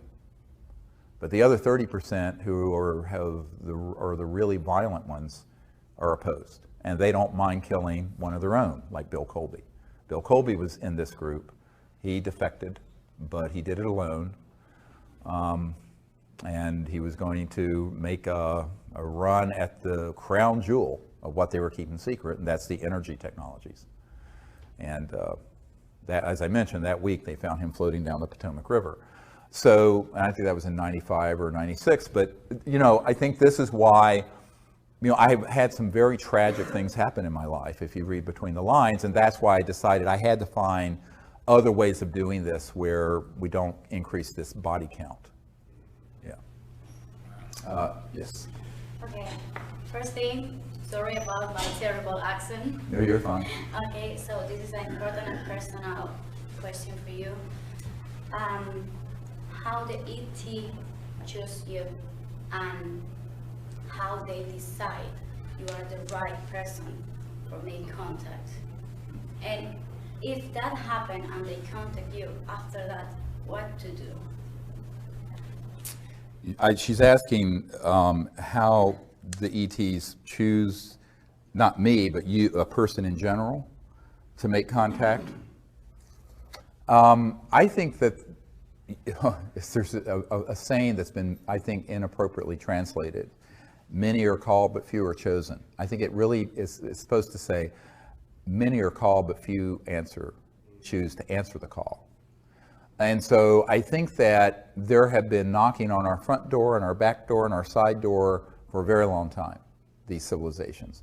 What they're waiting for are people who will approach them without fear and prejudice, without violence, who understand a little bit of their reality, who will educate themselves a little bit about what it means to be interstellar.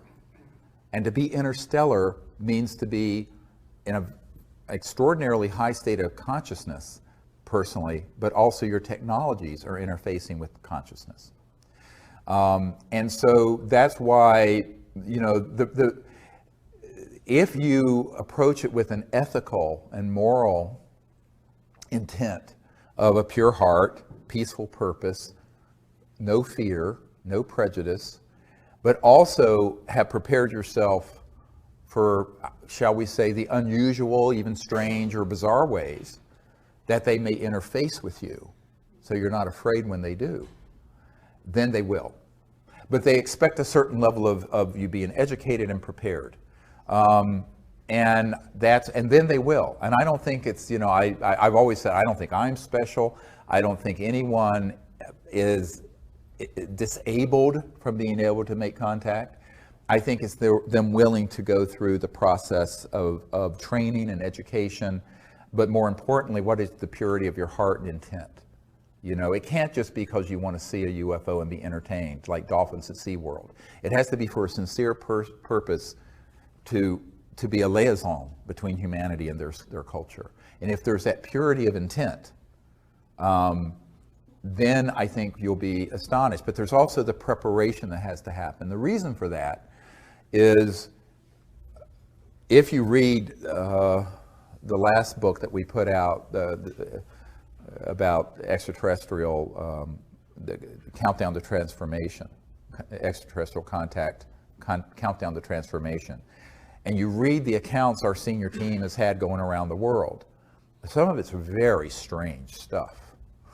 We have a team up in New York where there are these two wonderful ladies, and Diane and her wife, Marilyn, when they first read my book, Hidden Truth, Forbidden Knowledge, had their cell phone access I forget which one was at the dentist office.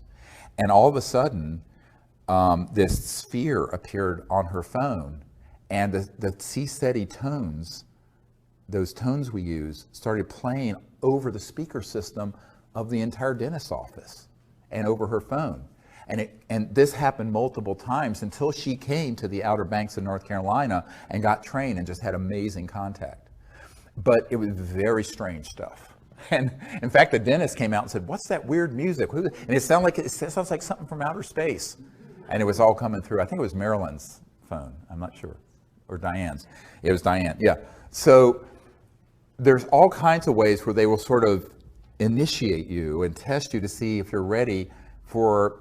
Most people live in a very 3D, almost teleologic, very in a box world. But if you're interstellar, you're not living in that world. You're living in the world of higher dimensions, higher consciousness, energy fields that are completely beyond the speed of light. And so when those come into 3D, it can be very unusual. And so preparing yourself for contact involves understanding where mind and consciousness and thought and electromagnetic systems and all this phenomenon come together. There's a nexus where they come together. And that's why the development of higher states of consciousness and the meditative state is the foundation of the whole Close Encounters of the Fifth Kind initiative. It's very controversial amongst the nuts and bolts crowd in the UFO subculture. I said, yes, but you're not dealing with civilizations using a piece of junk like this. They're not communicating using the speed of light. Because if they're from the Andromeda Galaxy, which one of the ETs that came at Joshua Tree told us he was from the Andromeda Galaxy. And we have a photo of it. It's on our website. Go look at it. This is 2.5 million light years from Earth.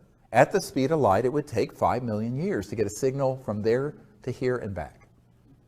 5 million years. Homo sapiens haven't been on Earth for 5 million years. So now that means that they're using technologies that are transdimensional, going beyond the speed of light, and which also, it so happens, interface with thought forms, energy fields that are in the realm of the thought. What used to be relegated to the mystics, but now is something we have to accept as the real science of the future. And so this is where the science of consciousness and the science of transdimensional and interstellar technologies are going to have to come together, which is actually my first great love. This is actually what got me involved in all this, because before I was a medical doctor, I'd had a near-death experience, and I had this, even though I was raised an atheist, I had this experience of the unbounded being, and it was beautiful. It was a God consciousness experience, for lack of a better word. And I realized that the mind, the consciousness within every single person is infinite, and everything is folded within it. So I began to learn meditation and became a meditation teacher. I was a meditation teacher before I was an emergency doctor. And what I learned was that this became key, and that's why right after, 6 months after that near-death experience, I had this amazing contact experience that I recount in Hidden Truth, Forbidden Knowledge. But I think that it makes total sense, and it's the sort of thing nobody really wants to talk about in polite circles scientifically, because it sounds too weird. But if it's not a little weird, it's not extraterrestrial. It's probably something from Lockheed. And so educating yourself about the nature of where consciousness and thought and these technologies interface with their technologies. And in 1991, I wrote a paper that's in the first book I wrote, that's called The Comprehensive Assessment of the UFO ETI, Extraterrestrial Intelligence Subject. And in it, I talk about technology-assisted consciousness and consciousness-assisted technologies, where the mind interfaces with these both ways, where the mind can interface with technology, but also where technologies can augment and project thought and awareness more accurately. And that's what these civilizations had. I got a call from a senior aerospace engineer at McDonnell Douglas Aerospace that became part of Boeing Phantom Works. They had their own Phantom Works, became part of Boeing covert programs, but it was still McDonnell Douglas back then. And he said, "How do you know this? This is the most accurate assessment any of us have ever read." And it turns out he had been on all kinds of committees, had known old man McDonald at McDonnell Douglas, and was on the Condon Committee to look into this at the University of Colorado in 1969. But he said that it's going to get you in a lot of trouble because it sounds a little far out there. And then he related me a story. He says, I was researching a case for McDonnell Douglas years ago, and it was in the Baja California in Mexico. And a craft had materialized, and this ET just appeared outside of it. And he had sort of a little black box, or rectangular box here at his solar plexus. And the person who had the encounter said that as clear as you would hear words in your ears, this being was communicating with his mind.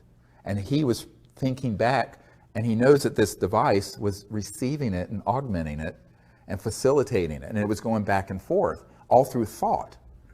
And he said that was a very, very solid case. He interviewed the people directly. And I said, well, that doesn't surprise me. I said, how else are you going to communicate interstellar? You have to go at the speed of thought, not the speed of electromagnetic signals. Now, this, of course, opens you up into the ridicule of the tinfoil hat crowd. But there is a serious science. And by the way, it is why the people at the science director at the CIA and other places know that we're onto the real thing. I had an NSA guy come up to me and said, they're very mad at you because you figured out the Rosetta Stone of contact. And it involves consciousness and thought, transdimensional physics. But it is also the thing that gets you in the most trouble the most quickly in the conventional world, mainly because the conventional world has been miseducated about science, technology, consciousness, religion, thought, everything. I mean, it's almost like everything you know is wrong. But or partially wrong, but that's where you get the preparation, is really in developing your state of consciousness and having this intent. And then you just go out there and put yourself at service. And if you say, I'll be at service to doing this, almost anything is possible. What are your thoughts on crop circles? And do you have certain messages you think that they're trying to send through these? Great question about crop circles. And by the way, just hold Colin Andrews in your thoughts and prayers. I got an email late last night that he is in critical condition and is at Yale University Hospital with a type of heart condition, and he is in really critical condition. He's the premier crop circle researcher. He's a really good friend since 92, 91. So, I was shocked to hear this last night. But I would say that, you know, the majority of crop circles at this point are hoaxed. However, the ones that have been authentic are really amazing. The problem is sifting out the noise from the sound.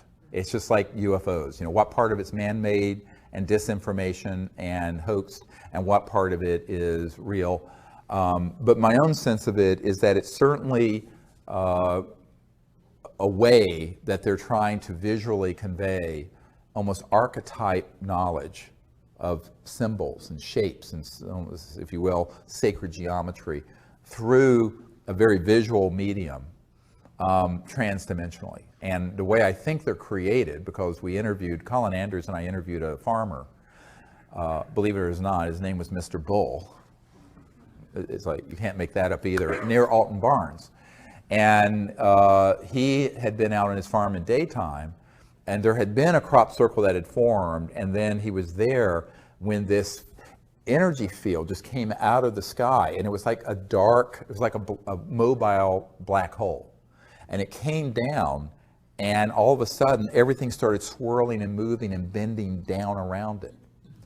And what I figured out by studying the real crop circles, and you know, the Seasteady logo is a crop circle that we communicated visually to the ETs that they put into a field in 1992. And that whole story is a fascinating story.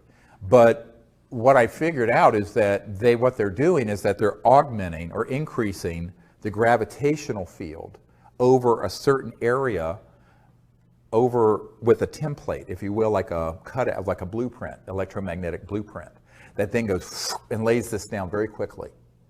Now, the ones that are hoaxed are just smushed down, but these are very fascinating. And so if you can imagine creating a counter-rotating electromagnetic field that causes levitation, which is what anti-gravity is, in a certain resonant frequency, using crystalline materials and nanocrystalline materials. I mean, we know exactly how this works.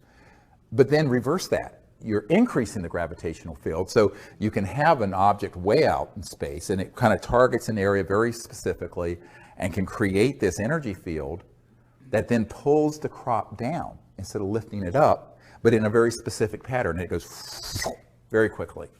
And that's how we figured out how they're making it, how they're making the authentic crop circles. Yes? Are we finished? Have you heard of the Kesh Foundation and any of his work? Yes, I've heard of them. We've corresponded, and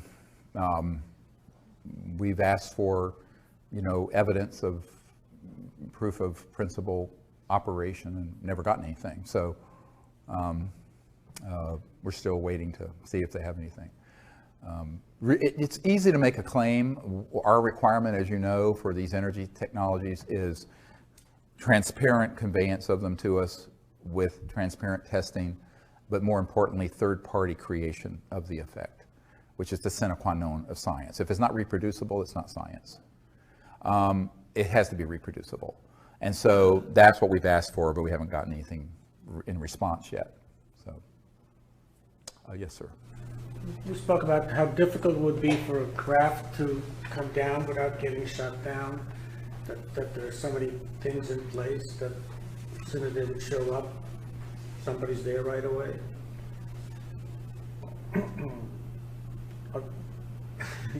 Is there a question?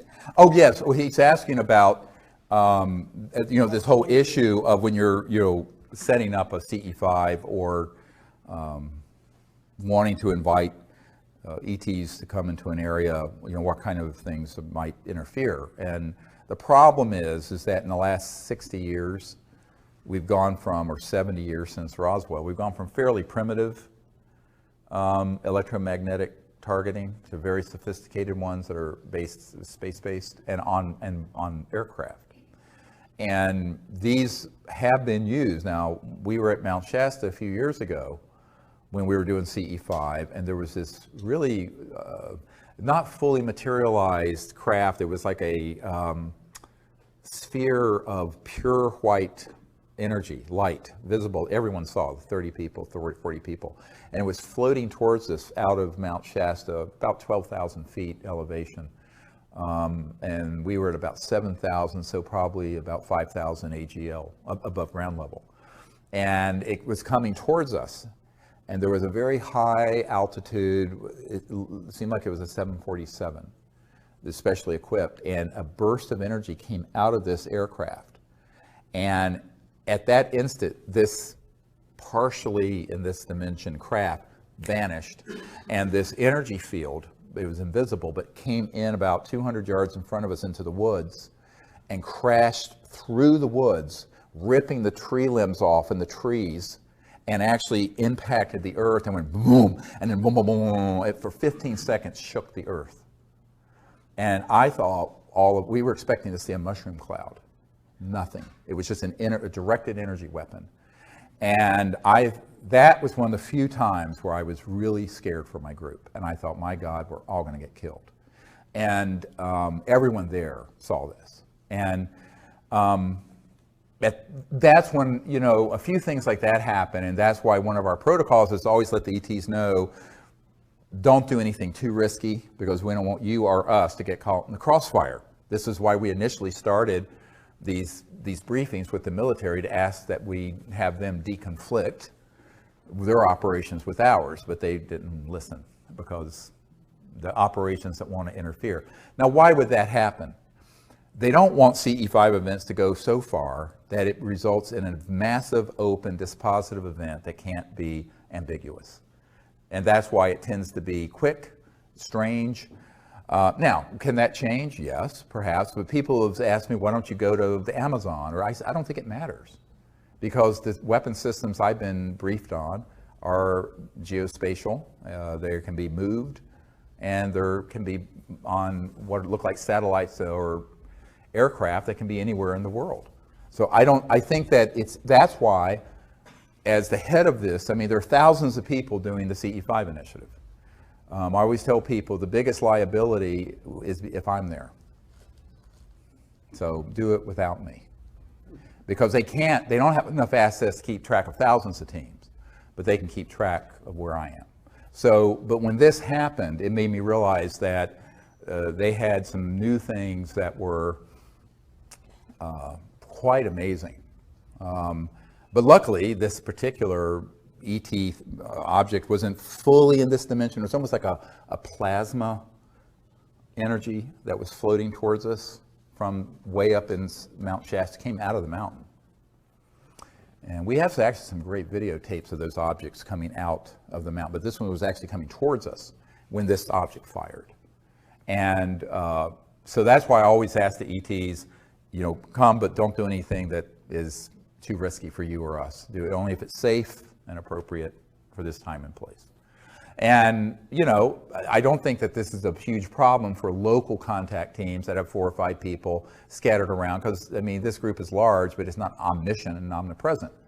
But when I'm doing something and it's obviously been announced and we're there with a whole group of trainees, it's certainly going to be monitored. So that's why I tell people that it's great as a training event. We have amazing sightings and events happen. But, I mean, the good news is I'm there. The bad news is I'm there. I mean, being quite honest with you. Yes, sir. How would you, the contacts that you have, the communications that you have, how would you characterize them? Do they break down into, do you communicate about the same things or the same general things each time, or is it just all over the place? He's asking, you know, how the communications kind of break down into different types of communications and information. It actually is different with every group. And every time we go out, there's something new that happens I've never seen. And I've been doing this for 25 years. So if you read the book, Extraterrestrial Contact Countdown Transformation, what you'll see in that book is that there are literally thousands of different phenomena that happen and have happened over the years. And it runs the gamut to fully materialized objects that appear right over us, and people getting remote viewed information consciously, to, we were sitting one time out in Orange County and sitting right in front of all of us. I was doing just a weekend thing. There was a voice that started talking right in front of us in thin air. Is there a consistent message, though? It depends on the group. And the message, obviously, is that they're very happy we're doing this, and it's always a welcoming sort of a feeling. But sometimes there is very specific information, and it just depends on the setting. When this ET I call Bijou, who appeared at Joshua Tree, the one that looks like this luminous figure floating outside the circle, it was a very specific welcome from a group of people. Now, the way that was preceded was that we were in our circle up in the Joshua Tree National Park, and we were at a break, and I'd walked out east of the circle out into the desert, and I was with a group of people on my team, and suddenly there was like a sphere that fully materialized right beside me and walked with me. And I said, oh, they're here. So we went back to the group to get people back together, because they were all scattered. There's 30, 40 people in the desert. And it's pitch black. And all of a sudden, we hear a group of 4 or 5 ETs talking. And they're outside the circle to the southeast. And we could hear mostly, it sounded like female voices except for one. I heard a male voice. And by the way, almost everyone heard this. And I have these really good night vision binoculars, like generation advanced. And there was nothing there where you heard these people talking. So I turned to everyone, I said, we need to get back together in coherence and sit down.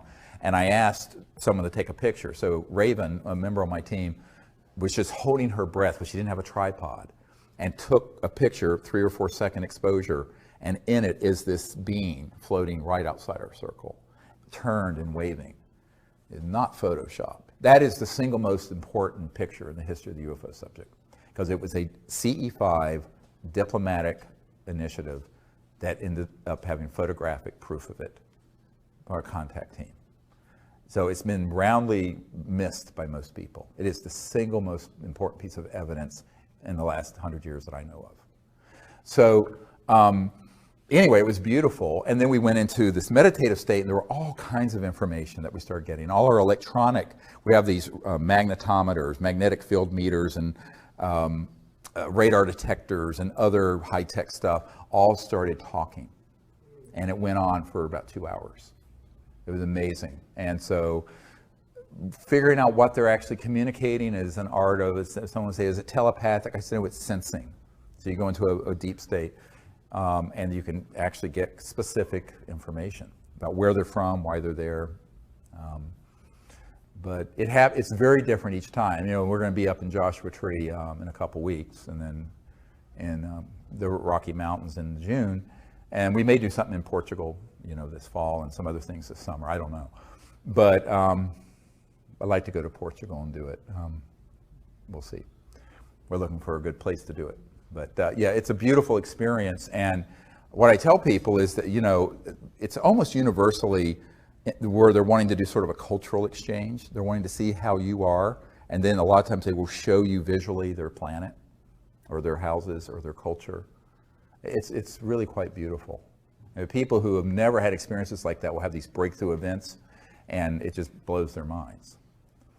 The other thing is that sound can also be seen at a certain resonant frequency. So one time we were up at Mount Shasta, a different time, and we were sitting in the National Forest, and there was a tone that came out of, it was a multi-directional tone that just emerged out of the air. And everyone, we were in our meditative state, and everyone saw what looked like a gunmetal gray or pearlish gray sphere that moved through the circle like a string of pearls. So the sound created the form, which is very Vedic if you understand the Vedas, name and form, sound and form. And that was definitely ET. And it was astonishing because almost everyone sitting there heard and saw in their visual image the same object move through. Beautiful. When I was watching the testimony from the National Press Club, there were witnesses that mentioned seeing objects on radar moving at very high speeds and at right angles, right, which to me means that they must be dematerialized if they had any life forms on board. Otherwise, they would have been smushed by the momentum of the right angle. Does that have any implications in terms of like the soul that might be in the person? Because how can a being dematerialize and then come back? Well, he's asking a question about objects that are moving like at 100,000 miles an hour or 20,000 miles an hour, make a right turn. Actually, they do not have to be dematerialized. What they do is that they can create, if you will, an energy field around the craft that is kind of like controlled for one gravity. And so even if and it moves with the object. So this is field propulsion, all right? So it can be moving at 100,000 or 200,000 miles an hour and stop or make a right-hand turn. Now, if you were in a jet aircraft, your brains would be coming out of your nose, literally. I mean, it would kill you. But if you have the ability to control what's called gravity control and mass control, and remember, it's a misnomer to say anti-gravity. It's actually, if you will, a mass attenuation, the reduction of mass. So using certain resonant frequencies electromagnetically, you can cause an object to become lighter and then completely massless. Now, at the point that it's massless, it's out of this dimension. But it can be 99% massless, and you will see some aspect of it. You see what I'm saying? And this has to do with spin theory in physics and altering the angular momentum of the atoms and subatomic particles. I'm not going to go into the arcana of this because people will be bored. But we understand how this works. But basically the whole craft and everyone on it is, and around this object is a field that's created. So that's how it can move. And they can still be fully materialized and move. Now, it may also be that they're not materialized and all you're seeing is sort of a energy form or a plasma effect. Such as when Stoney Campbell, who was an Air Force security officer at the Air Force Base in Oklahoma back in the 60s, and there was a cobalt blue sort of a chevron or triangular craft that came over the hot nuclear armed aircraft that we had there. And he and the other security guards could see it, but it wasn't solid. It literally could go straight through the aircraft. But it was enough in this dimension that it set off all the alarms. So all the pilots had to go into the hot area and take off. This is in the disclosure book and in the material. So, but in that case, they were like, what are we seeing? It was almost like an apparition.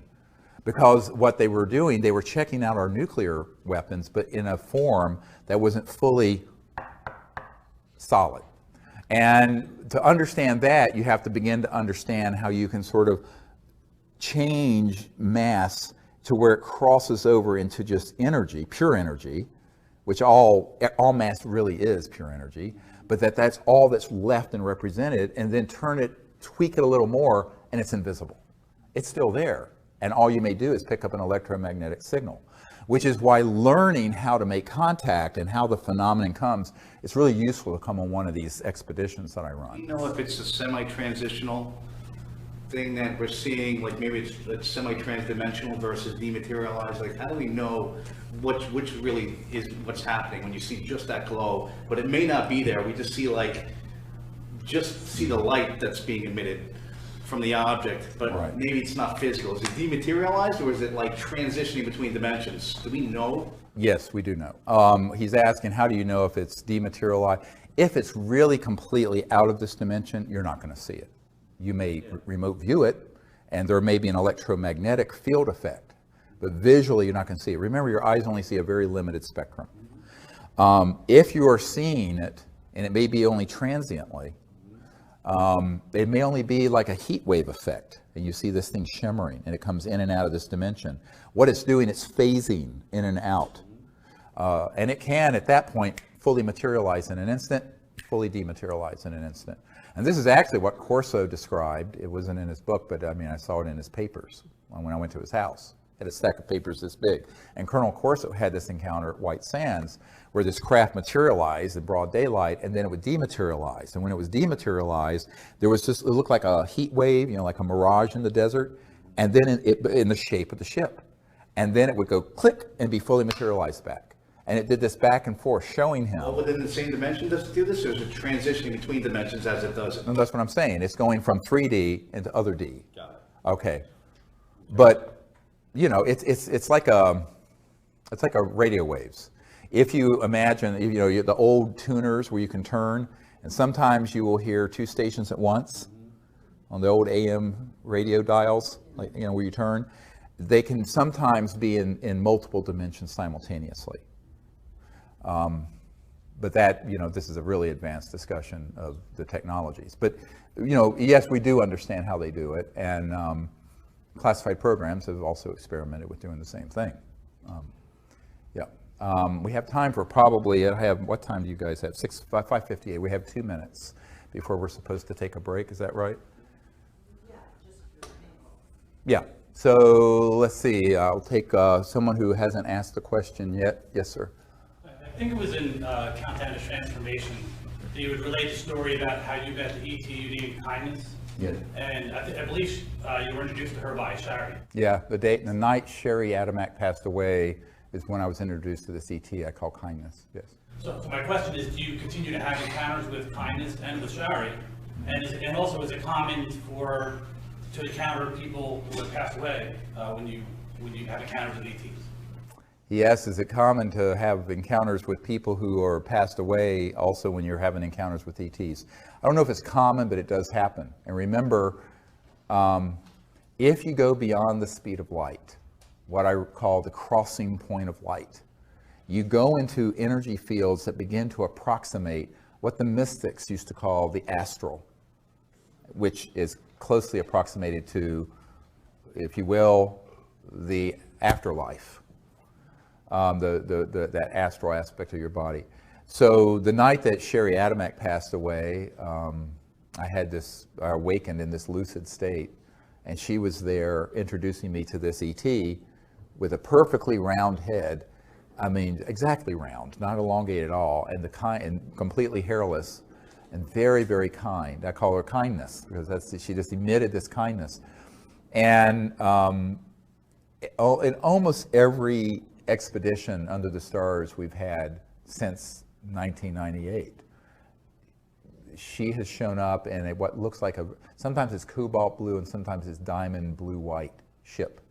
And often it'll come in and make a curve and then go back out and dematerialize. But and it's that distinctive, it's very distinctive. So yes, we have. And my understanding is that she's a very senior diplomat with an interstellar coalition, very enlightened. And it's sort of like the Bijou, when we had this experience in Joshua Tree. The amount of the development of consciousness of these life forms that have explored the cosmos for thousands, some of them millions of years. It's just stunning. And the intelligence. So yeah, that continues to happen. And it's very unusual that we're out on one of these week expeditions where we don't see that ship. Do you ever see Shari anymore? Yeah, I mean, I'll have dreams with her. Yeah. And by the way, the lucid dream is an amazing tool because it's, buried within everyone is everything. The entire, it's like this old saying from the Sufi, I think it's Sufi tradition, thinkest thyself a puny form when within thee the universe is folded. In other words, it's a rhetorical question. You're not just some little thing. Through the structure of consciousness and mind, the entire cosmos is folded within every single person, like a quantum conscious hologram. So we're all conscious quantum holograms, and the entirety of the cosmos and creation is folded within every single one of us. So that's why you can have a lucid dream or be in a meditative state and see other worlds and see other places or even other dimensions where people have passed on. And it's quite beautiful. Now, trying to prove that scientifically, but it's a global experience. I mean, there's so many people who've had lucid dreams of something that's happened the next day. I mean, so there's empirical evidence, but you can't prove it. But ultimately, I think in the future we will have the ability technologically to prove these things. And until then, we can use, what God gave us, our own consciousness and thought and mind, and create a new world. Well, with that, I think it's a great place to end. It's a little after 6. I want to thank all of you for coming. We'll have time to hang here for a little while and I just want to say in closing, really the key thing to disclosure and to contact is people stepping into their own power and not waiting for other people to do it. Because if you wait for others to do it, it will never happen. This is something that has to be a grassroots mass consciousness event. And the next phase of disclosure is going to be exactly that. And the more that people understand that and actually do it, instead of just thinking about it, the more rapidly we're going to get to this next level of our civilization, the future of which is beautiful if we get it right. Because it's a future of free energy, abundance and unbelievable prosperity on this planet, peace, universal peace, and interstellar travel. That is what, we're right at the point of being able to create that reality. And that is the future for Earth and humanity if we choose to make it that. But it isn't going to happen by people sitting doing nothing. It's going to happen because you actually, kind of walk that talk and make it happen. And so empowerment of yourself and learning to do this, and also helping us identify the people who can be this next wave of disclosure witnesses. But just by sharing the disclosure book and the videos of what we've already put together with people, people will come up to you and say, oh, well, I know someone who was in the Navy, who was on a ship that had this, or someone who's worked for Lockheed Martin at the Cube and Edwards. We need to get a whole new wave of people to come forward that will just end forever the question of the secrecy. But that's only the beginning of the work, because the real work is then after that, where we have to find a way of creating a world on this planet that is worthy of becoming part of an interstellar family of planets, which means a peaceful civilization. Well, we're out of time. Thank you so much for being here, and stay in touch.